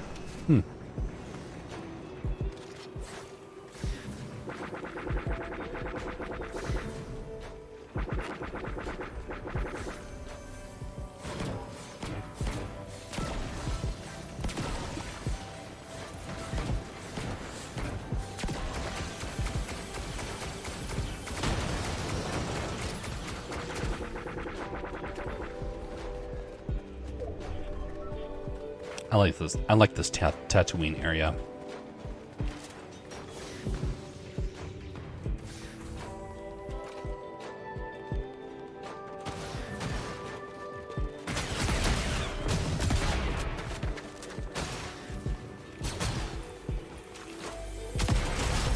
Well done.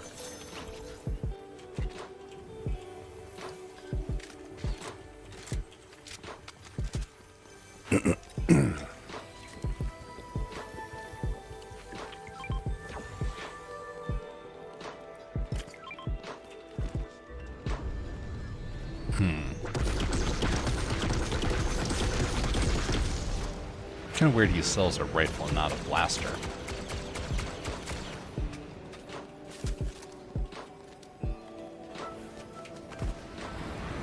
Whoa, right over top.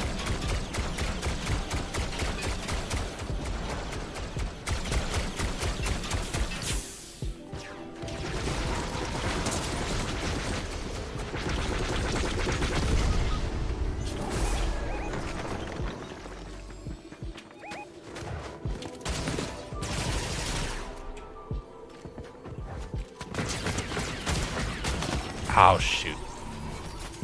So close. One more strike and it would have been it. A lot of really good players out. One thing I am glad about is I'm not seeing as maybe they're getting really good, but I've not seen as many hackers. There for a while there, it was like getting really bad. But the number of them is so much less, so I am grateful for that.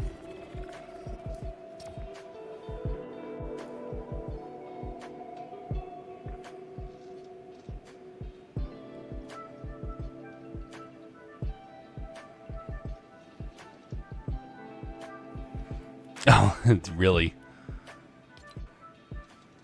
Georgia needs experience, huh? Welcome to the Fortnite shop. Blah, blah, blah. Happy shopping. Oh, so there's Jar Jar Binks. Just basic. Classic. And there's Darth Jar Jar.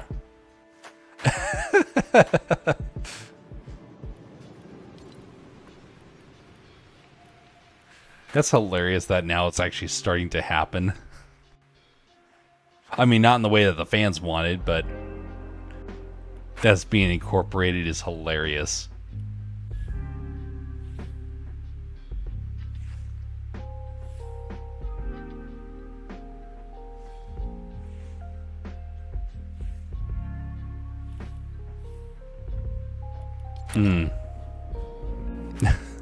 That's goofy.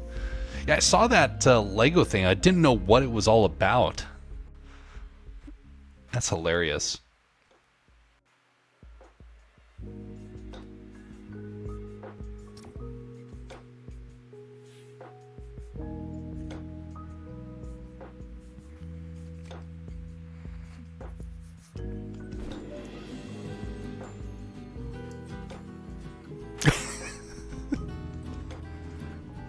That's hilarious looking.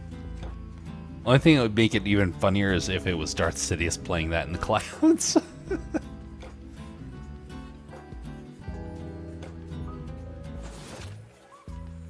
What in tarnation is that? Peep reindeer?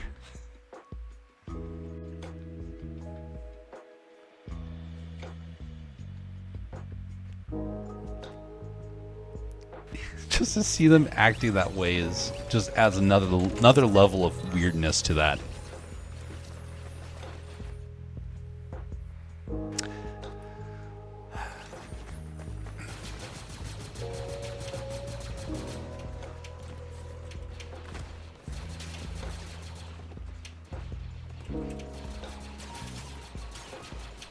Ah, so it's a hat.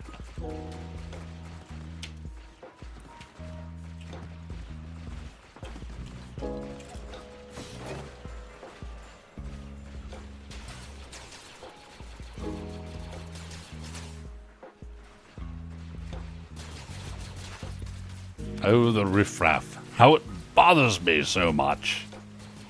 Just be up here where it's nice and peaceful, drinking tea. As Bastion shoots at me.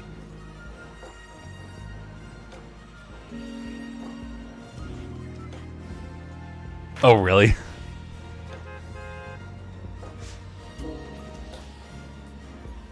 Oh, very nice.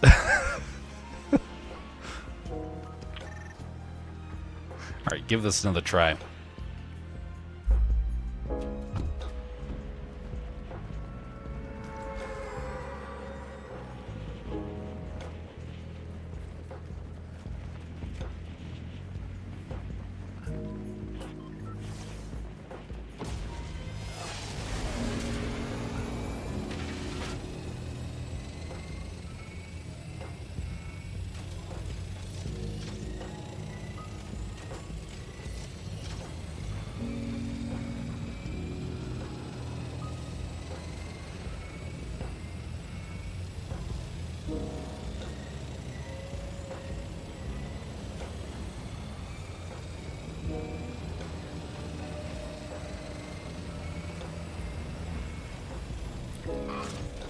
And some people have the landing down to a T.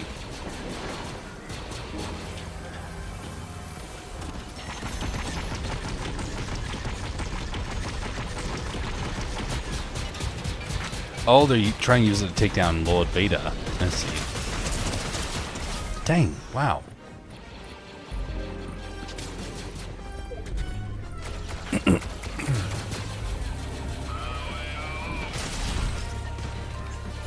Oof. Well, that's just not going to happen, unfortunately.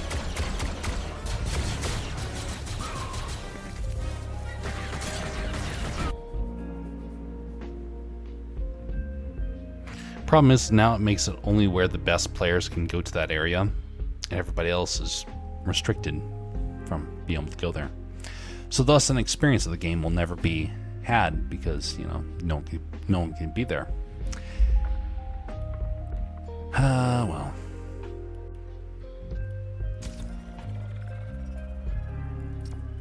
By the way, Bastion, how's the, have you been doing any volunteer work, or have you been able to get any sort of job down there?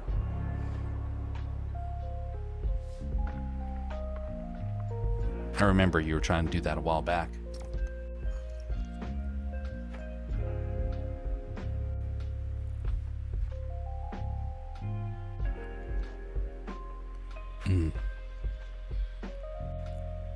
I'm sorry to hear that. The family whether it's close or extended, it can always be a big strain on family dynamics.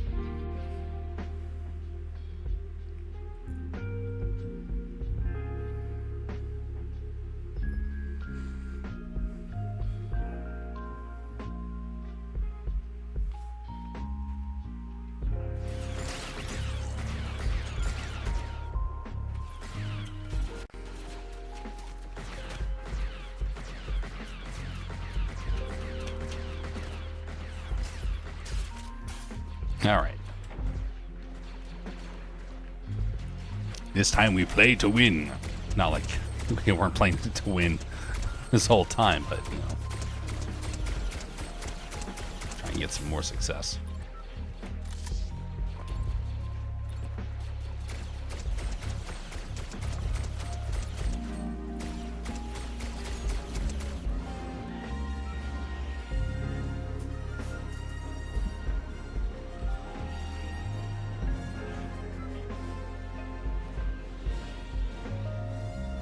Let's go someplace out of the ordinary.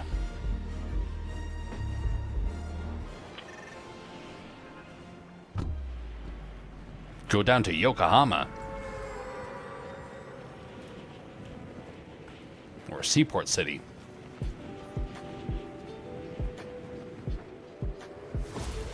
I need to figure out what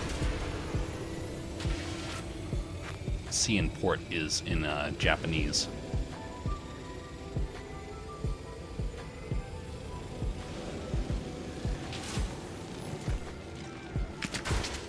Whoa, what the? Somebody's got singing quarrel with them.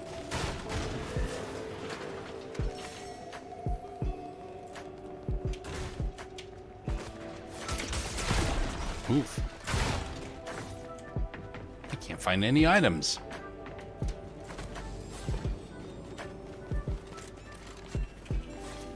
There we go.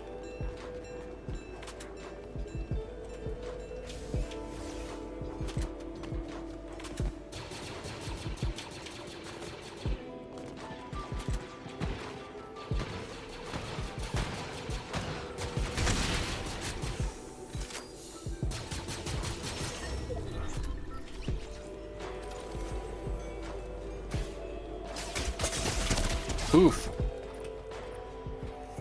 Dang. That guy hit hard and fast.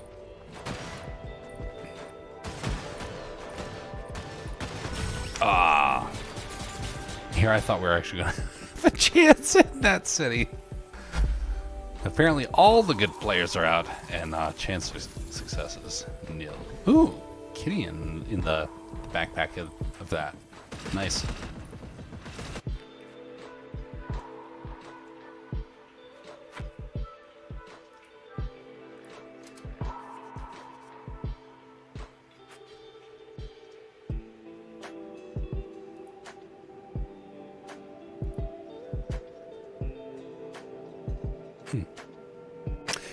We want your feedback. Which of the following are the reasons you played Fortnite today? New quests, battle pass, new NPCs, mantling, boss themed items, that it is new, environment, the story. Let's put in the new NPCs. Let's see if that encourages them to maybe diversify it a little bit.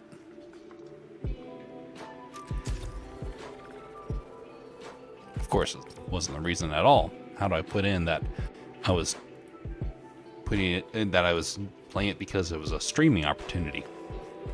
That was not on the list.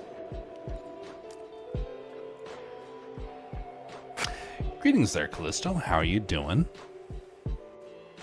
And how is little Miko?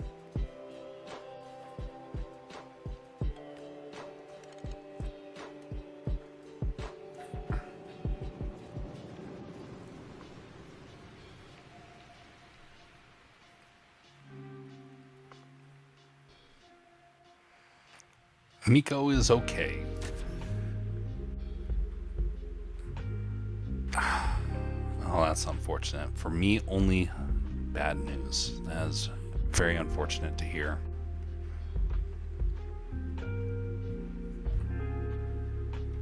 That's... Sorry to hear about that.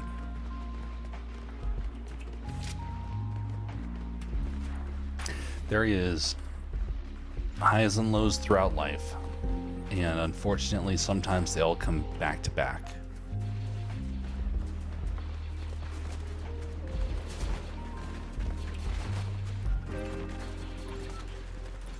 One of the best parts of being able to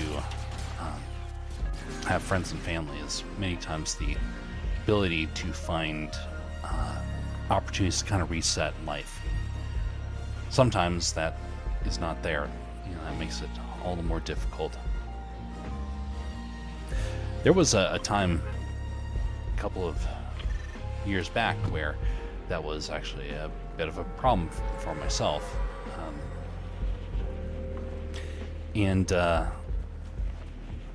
Fortunately, there were some friends and family that were able to help to reestablish where I was. Now, that was not the case a few years before that. It came to the point where it was very difficult to try and get my feet under me. And I remember very specifically that it wasn't until the kindness of a restaurant worker that actually helped me to reset. It was a very difficult... Oh, wait a minute, somebody's here. It's a very difficult sort of situation to pull back from. And a guy who had no understanding of my story, for whatever reason, decided that he was going to get involved. And it was nothing more than 30 seconds. And it was shocking to see how things turned around. That was my story. And some people, it's not always going to be so easy.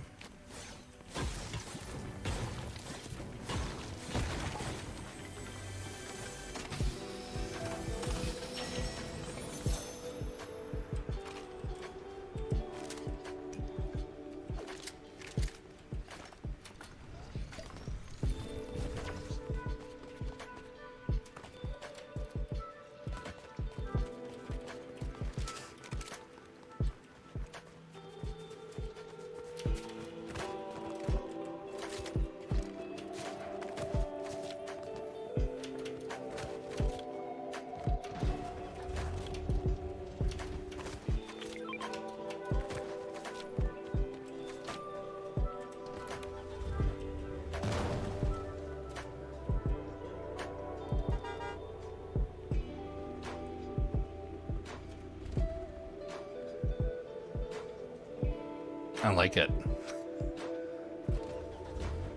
Very fancy.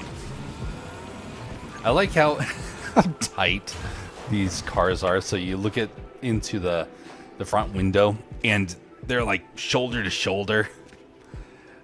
Very little room, and you can imagine trying to drive with something like that and have somebody bumping into your arm constantly. Very, very dangerous.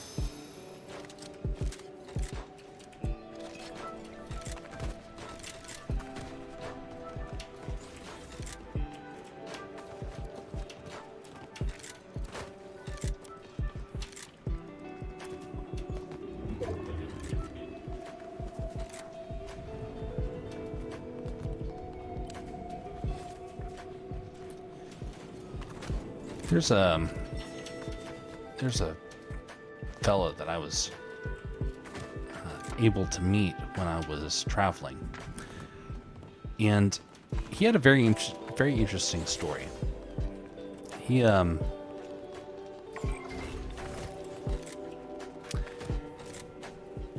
me see here. I want to make sure I get this correct. Actually, you know what? I better hold off on that story. I'll tell that story at another time. Not this time. not enough time has passed for that, for me to pass on that story.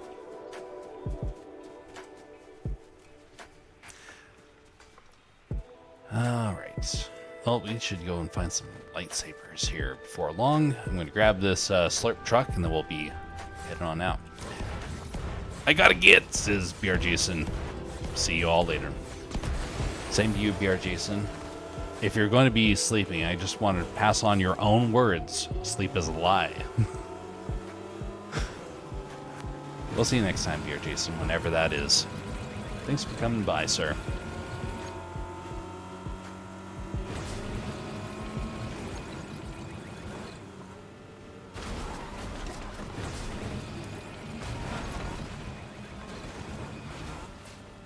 Whoa, someone's behind us.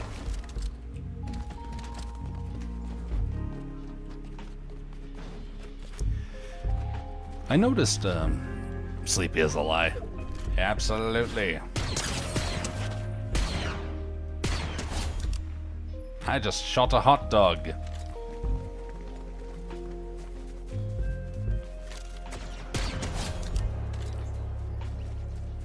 I don't like the fact that we have unlimited ammo.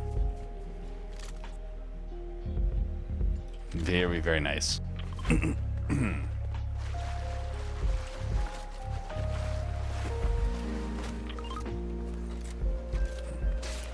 Whoa, somebody else is shooting.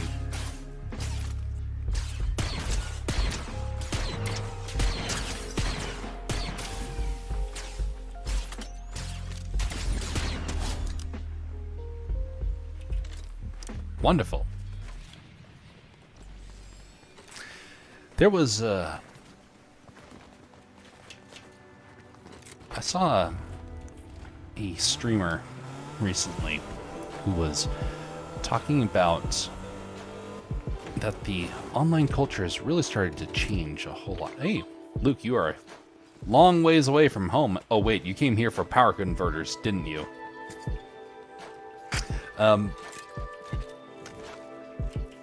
You don't sell anything. Oh, no, nothing of worth. No lightsabers.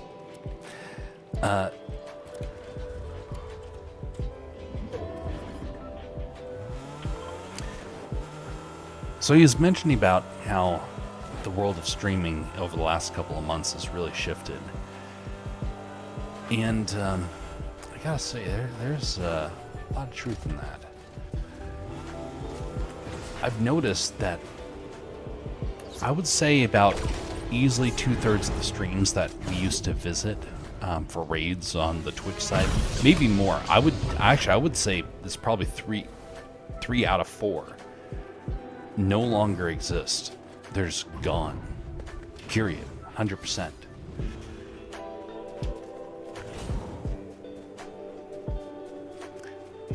And I realized that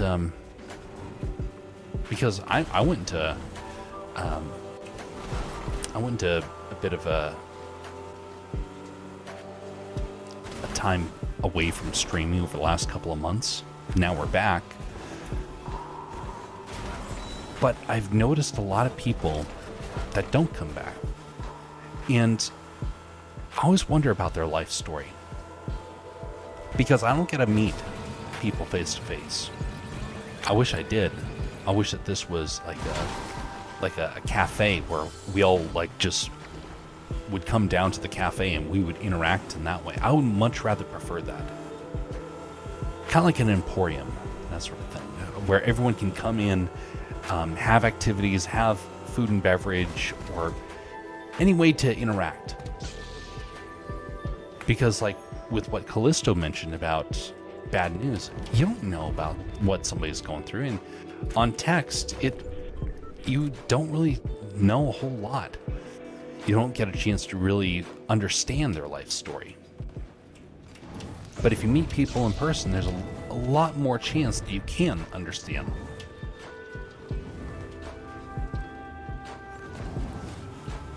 A lot more chance that you can be able to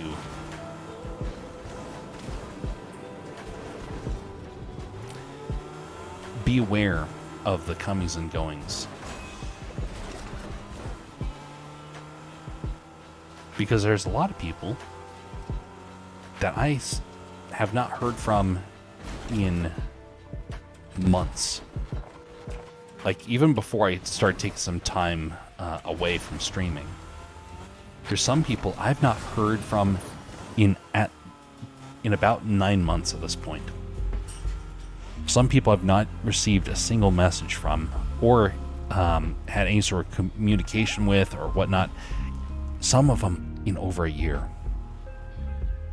There's somebody that was a very influential part of my streaming life, and he disappeared about a year and a half ago. Oh, he's got the Darth Vader NPC.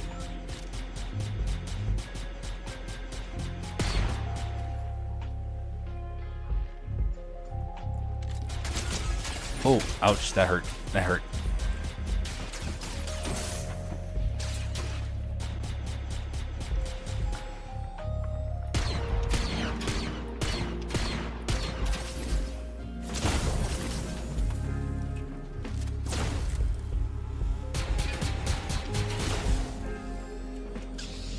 This is not good.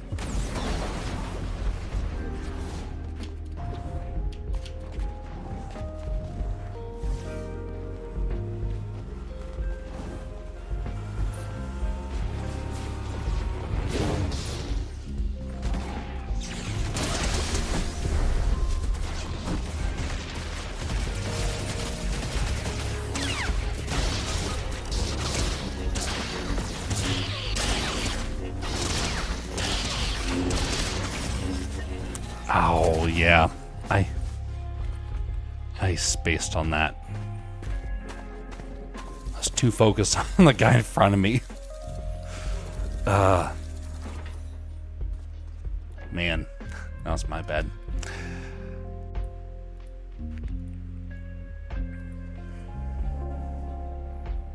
So year and a half I've not heard from this guy.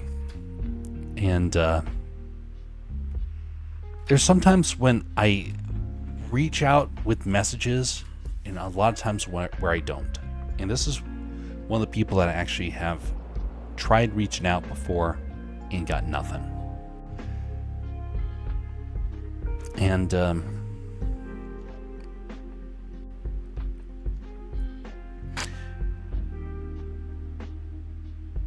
what's sad is if they were in my local area, if we all could have been going to the same place, you could at least be able to see them.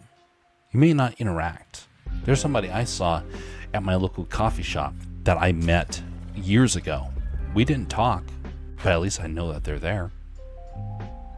And so there's moments like that could happen.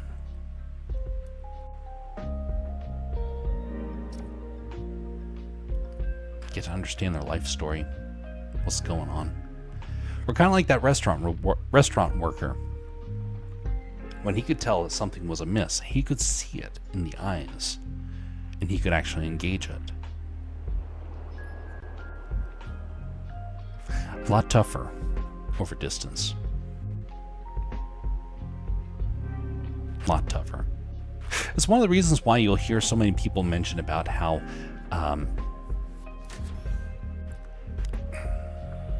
they'll mention about how the people that they know online are a bunch of fakes. I heard someone talking about this, about how, oh well, I hate these online communities because everyone's fake, everyone's in it for themselves. And while I think that is the case for a lot of people, that's not the case for everybody. And the more you get to disconnect from our online space and get to meet people face to face, I think it improves a ton of our experiences. It makes things a lot more manageable. It makes it a lot more encouraging. Alright, you choose our next landing zone here. Hopefully it's not an immediate elimination like many of my choices have been.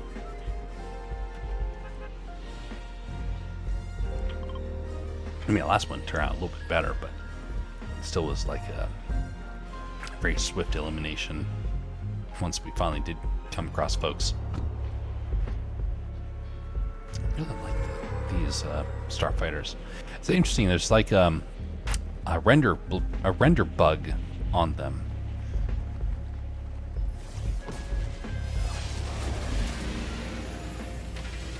Yeah, that's a render bug. So they have vapor trails on their wings, but they're going in the wrong direction. I'm trying to figure out what that was. It makes sense now.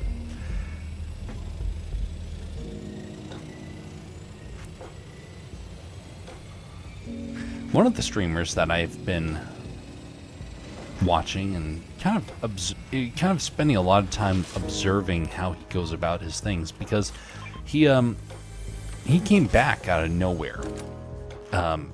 For years he was absent. He just gave up streaming, and he didn't even announce that he was leaving. It was just one day he was gone. And it was fascinating to me because this guy had he had a lot to lose by just disappearing. He disappeared for, I think it was 3 years. For 3 years he was just gone. No word. Nobody had an idea what was going on. And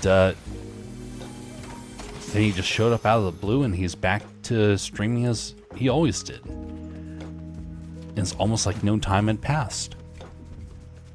But there are things that did pass, and this is one of the reasons why I've been observing him. He's changed. In some ways for the better, in some ways for the worst. He has no idea. People have no idea the things that he was going through.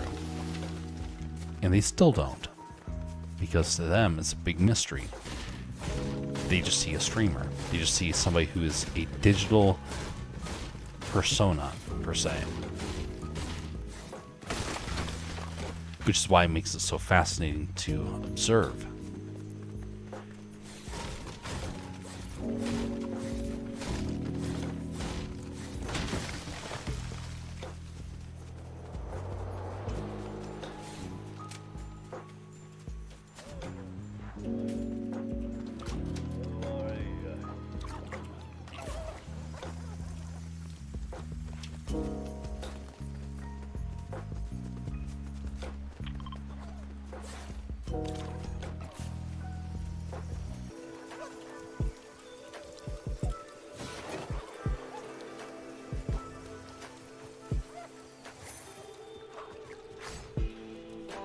Well, one of the things I've noticed with some of these streamers, and especially those that disappear for a time,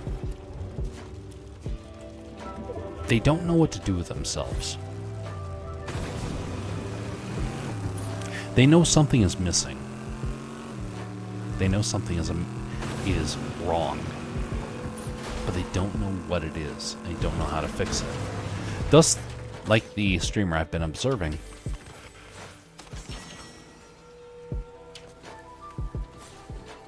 thus they don't change and improve. They kind of go into a routine. They're doing what they've always been doing, not really sure what else to do. So when something goes wrong, people get very frustrated because, well, that person's not interacting, and thus entertain me sort of mentality. And they're not entertaining anymore. They're broken. They're defeated.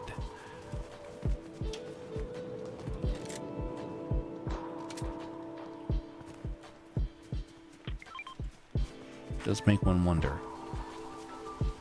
How many of our problems nowadays are because we're just not giving people any time of day. We're treating everything as transactional. We're treating everything as if it's entertainment or business.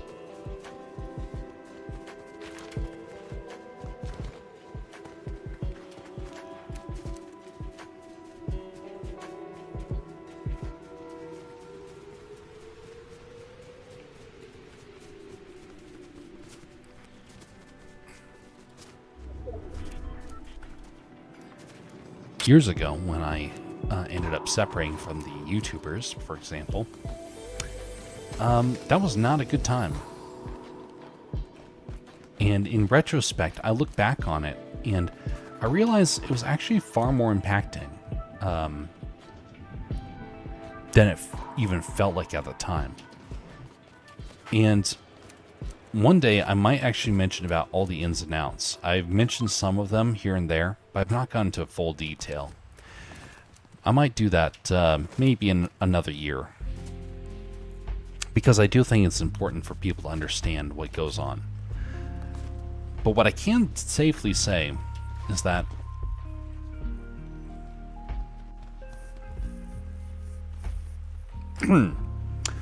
there are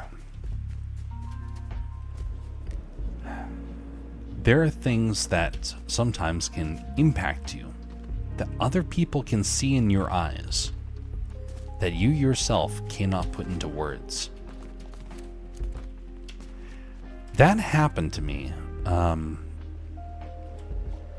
shortly thereafter. See, I went from being a very professional and considerate, caring member of a team. Everyone knew that they could trust me. Well, most people did. Leadership did not.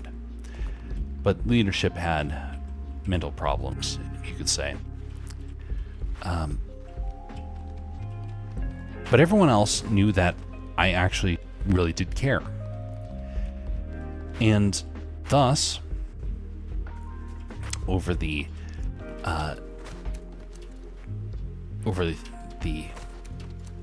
time that I was there, I went from having a reputation of looking after the team, getting involved, trying to speak up for them, especially when they felt overlooked. And then all that transformed, and suddenly I became the guy that was trying to sabotage things from the inside. And people blew a gasket.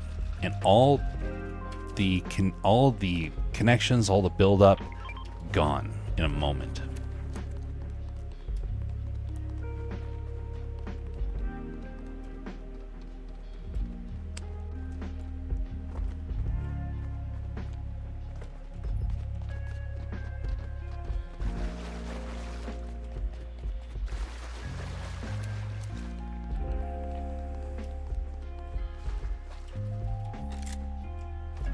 It's interesting when you lose that sort of thing,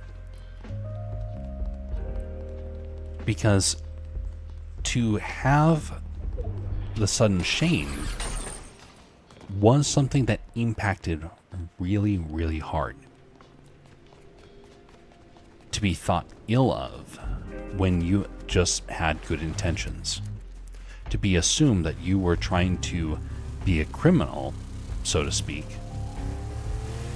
when all you were trying to do was look after people that were in pain and they were being ignored.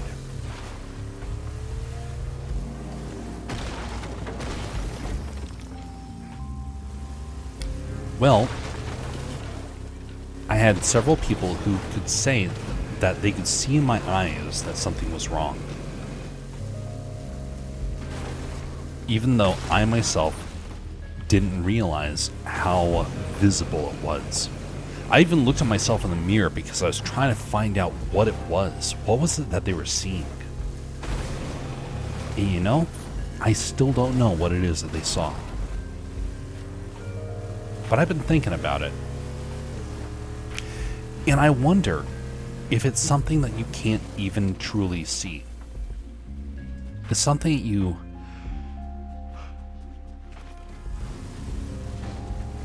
it's something that you sense.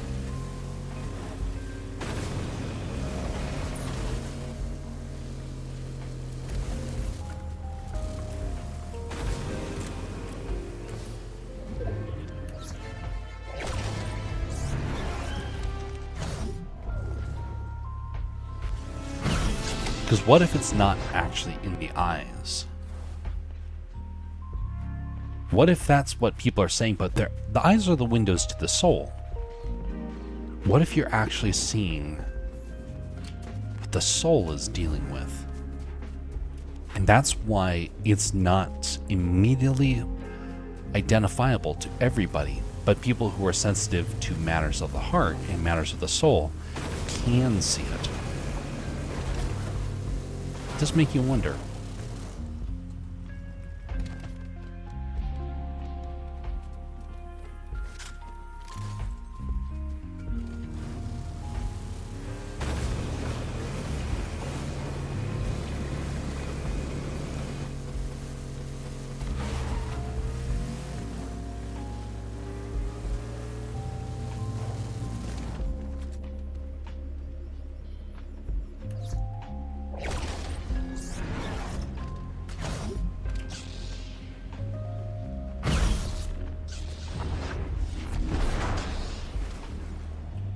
Yeah, I timed that poorly. Whoa!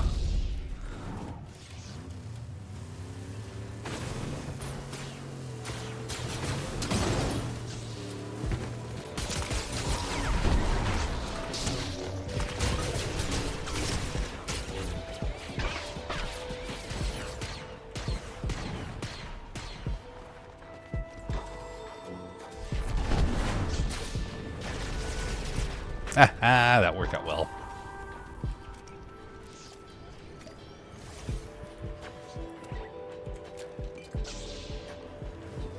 So I guess the main takeaway is that no matter what society tells you, you cannot replace the human experience. You cannot replace the you cannot replace human interaction with a robot. You cannot replace human connection with the internet, although it can do like a pseudo sort of influence. It's not the same thing. Everything in this world is designed to be something that we engage in both a physical and a spiritual manner.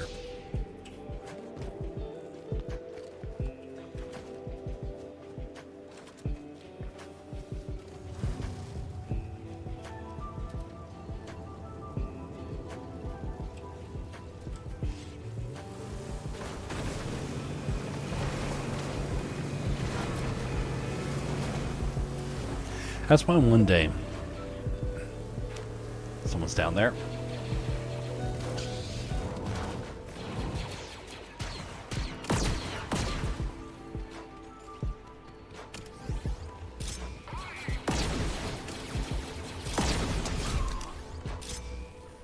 That's why one day I would very much like to have the opportunity to do some in-person sort of events.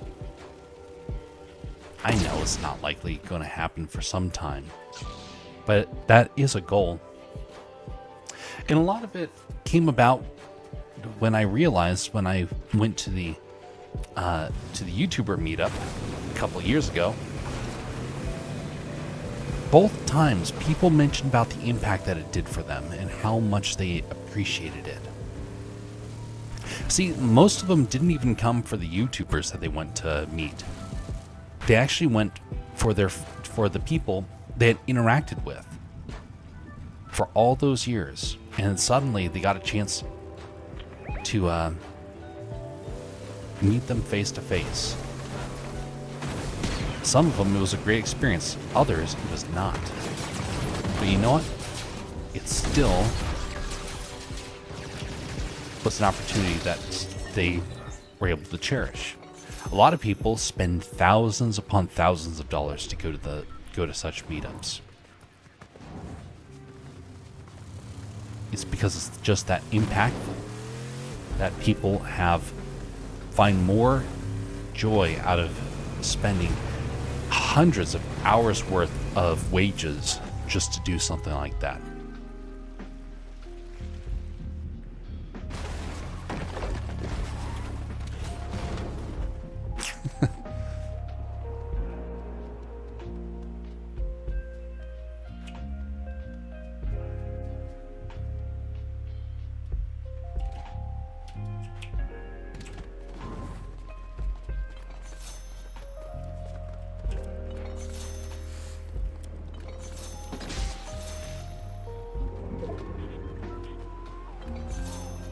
Somebody's coming.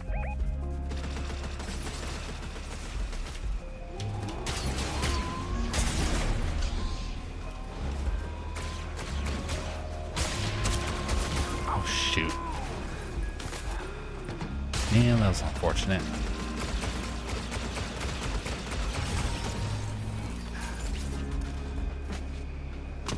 Got stuck on the vehicle.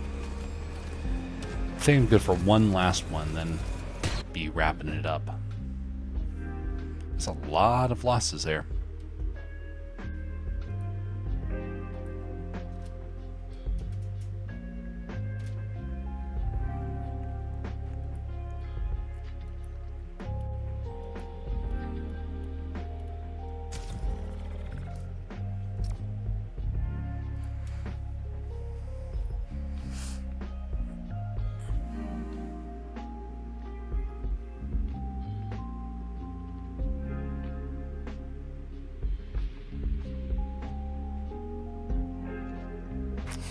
You know what would be really ideal? Like, if I could make this happen, I think it would be really good. And I thought about this a while back.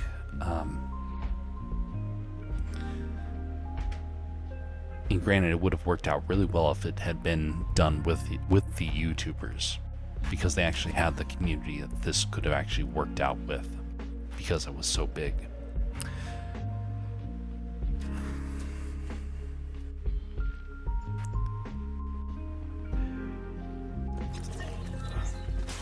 If I could have been able to follow through with some of the ideas and plans I was trying to set up for them before everything fell apart, man, I was setting up so many things. We had full YouTube channels that were in the process of being made, about 2, maybe 3 that were going to be created, all underneath the umbrella.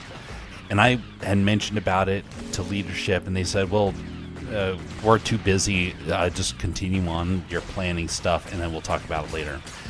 So I was in the process of getting the final stages together for these YouTube channels, and it fell apart because the people I was coordinating with then wouldn't talk to me afterwards.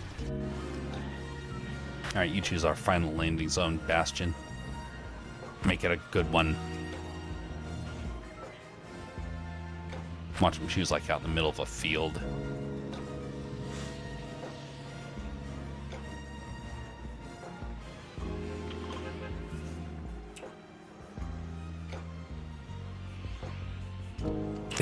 Close enough to a field.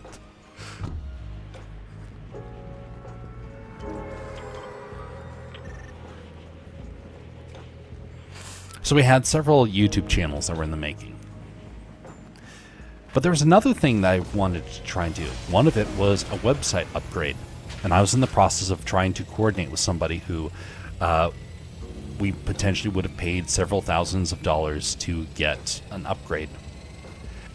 And it was all designed with user interaction as a key driving feature. The YouTubers had a website already. This was supposed to be a massive upgrade.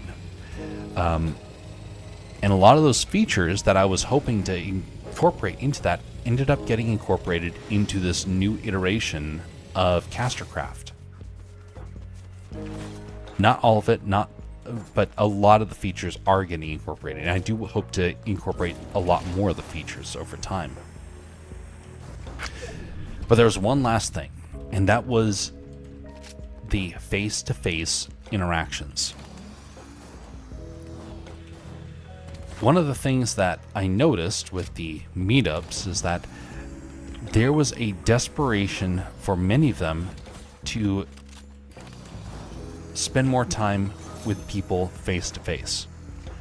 And a lot of the venues we were trying to coordinate stuff around was good for publicity. It wasn't designed for people really to get a chance to connect with one another.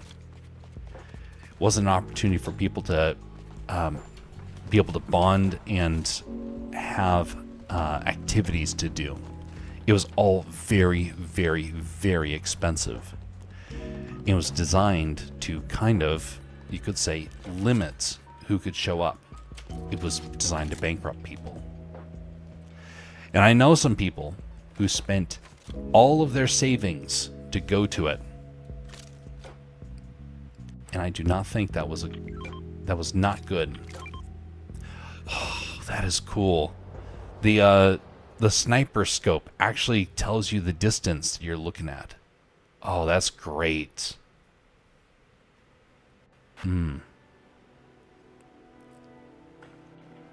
Wow, that's genius. Too bad other games don't do that.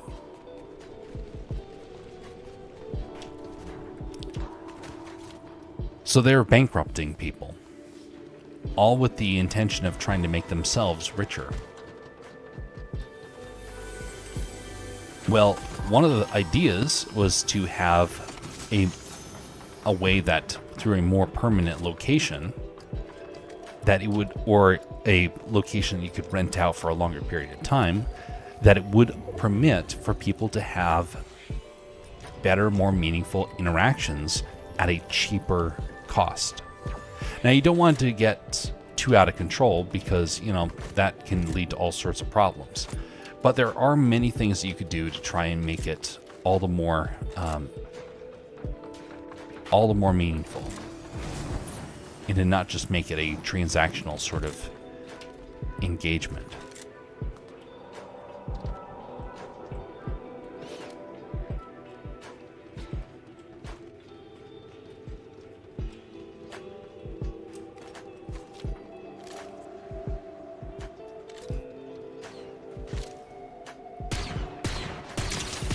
Hey, there's a turtle in the water.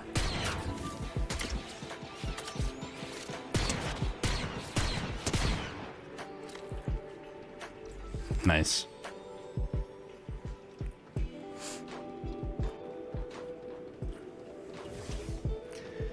Because imagine if the YouTubers, which by the way, we were also in the process of trying to figure out games to make, like actual games for the team. We were figuring out a role play server. We were figuring out YouTube channels. We were figuring out mechanical sort of hobby stuff that people could do. There was so much that we were in the process of planning, and all of it got axed. And honestly, might have been because leadership really didn't like the idea, and then they were able to. Their ears could have been easily swayed to being bitter and making judgment calls that ended up not being wise.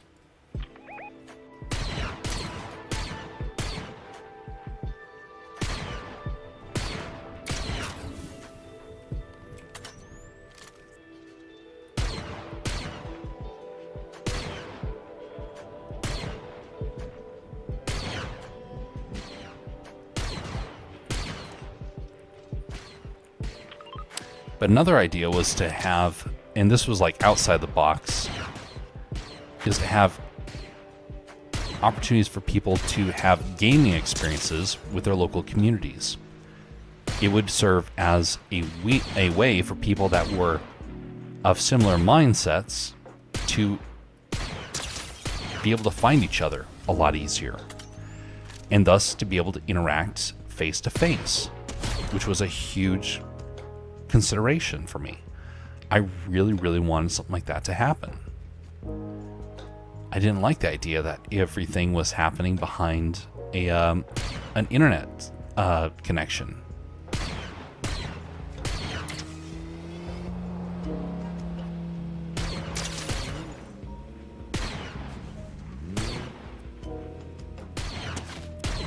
That's a bot.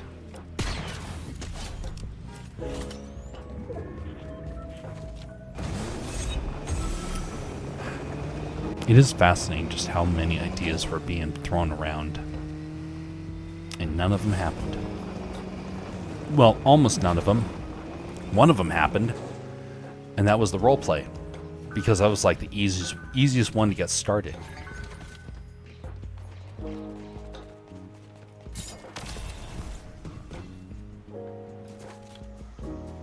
It's amazing what you can do when you have a group of people and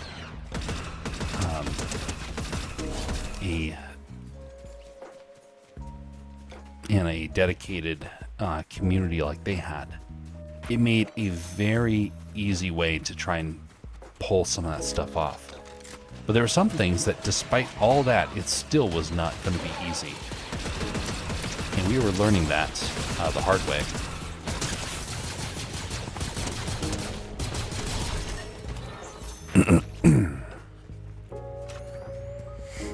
One of them was that there's a lot of people who just flat out didn't want something like that, and that's perfectly fine. But it was a little disappointing how many people were adverse to the idea.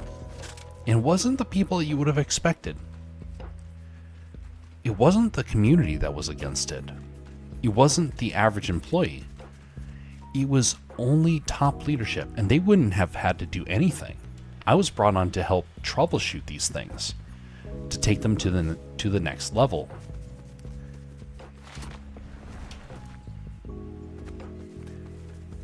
When our paths broke, I thought, well, I'm just going to take that idea and run with it myself.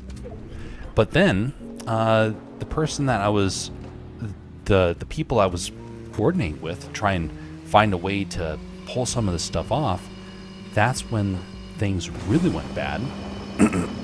Because then it turned out they didn't want to actually see some of these ideas come to fruition like they made believe. Instead, they wanted to get in on the ground floor of a rekindled version of what the YouTubers community was, and caused a lot of problems. Oof. Dang.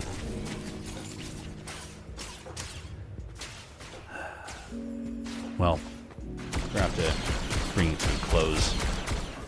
Have to go run some errands and do some chores tomorrow. I'll finish that story later on, because it's actually a fairly lengthy story. But those are just some of the reasons why I want to find ways to do more engagement stuff. And I don't know how to do that with the current setup. Ooh. Dandy.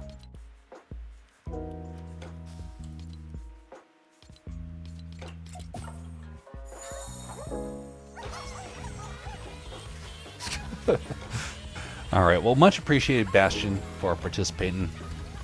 Have a good evening, sir. And to the rest of you folks, we will see you next time, whenever that is. I don't know if anybody's still out there right now, but if you did find anything of merit around here, any sort of discussions that were had, or any sort of humor, which I know there's not as much humor nowadays as there once was,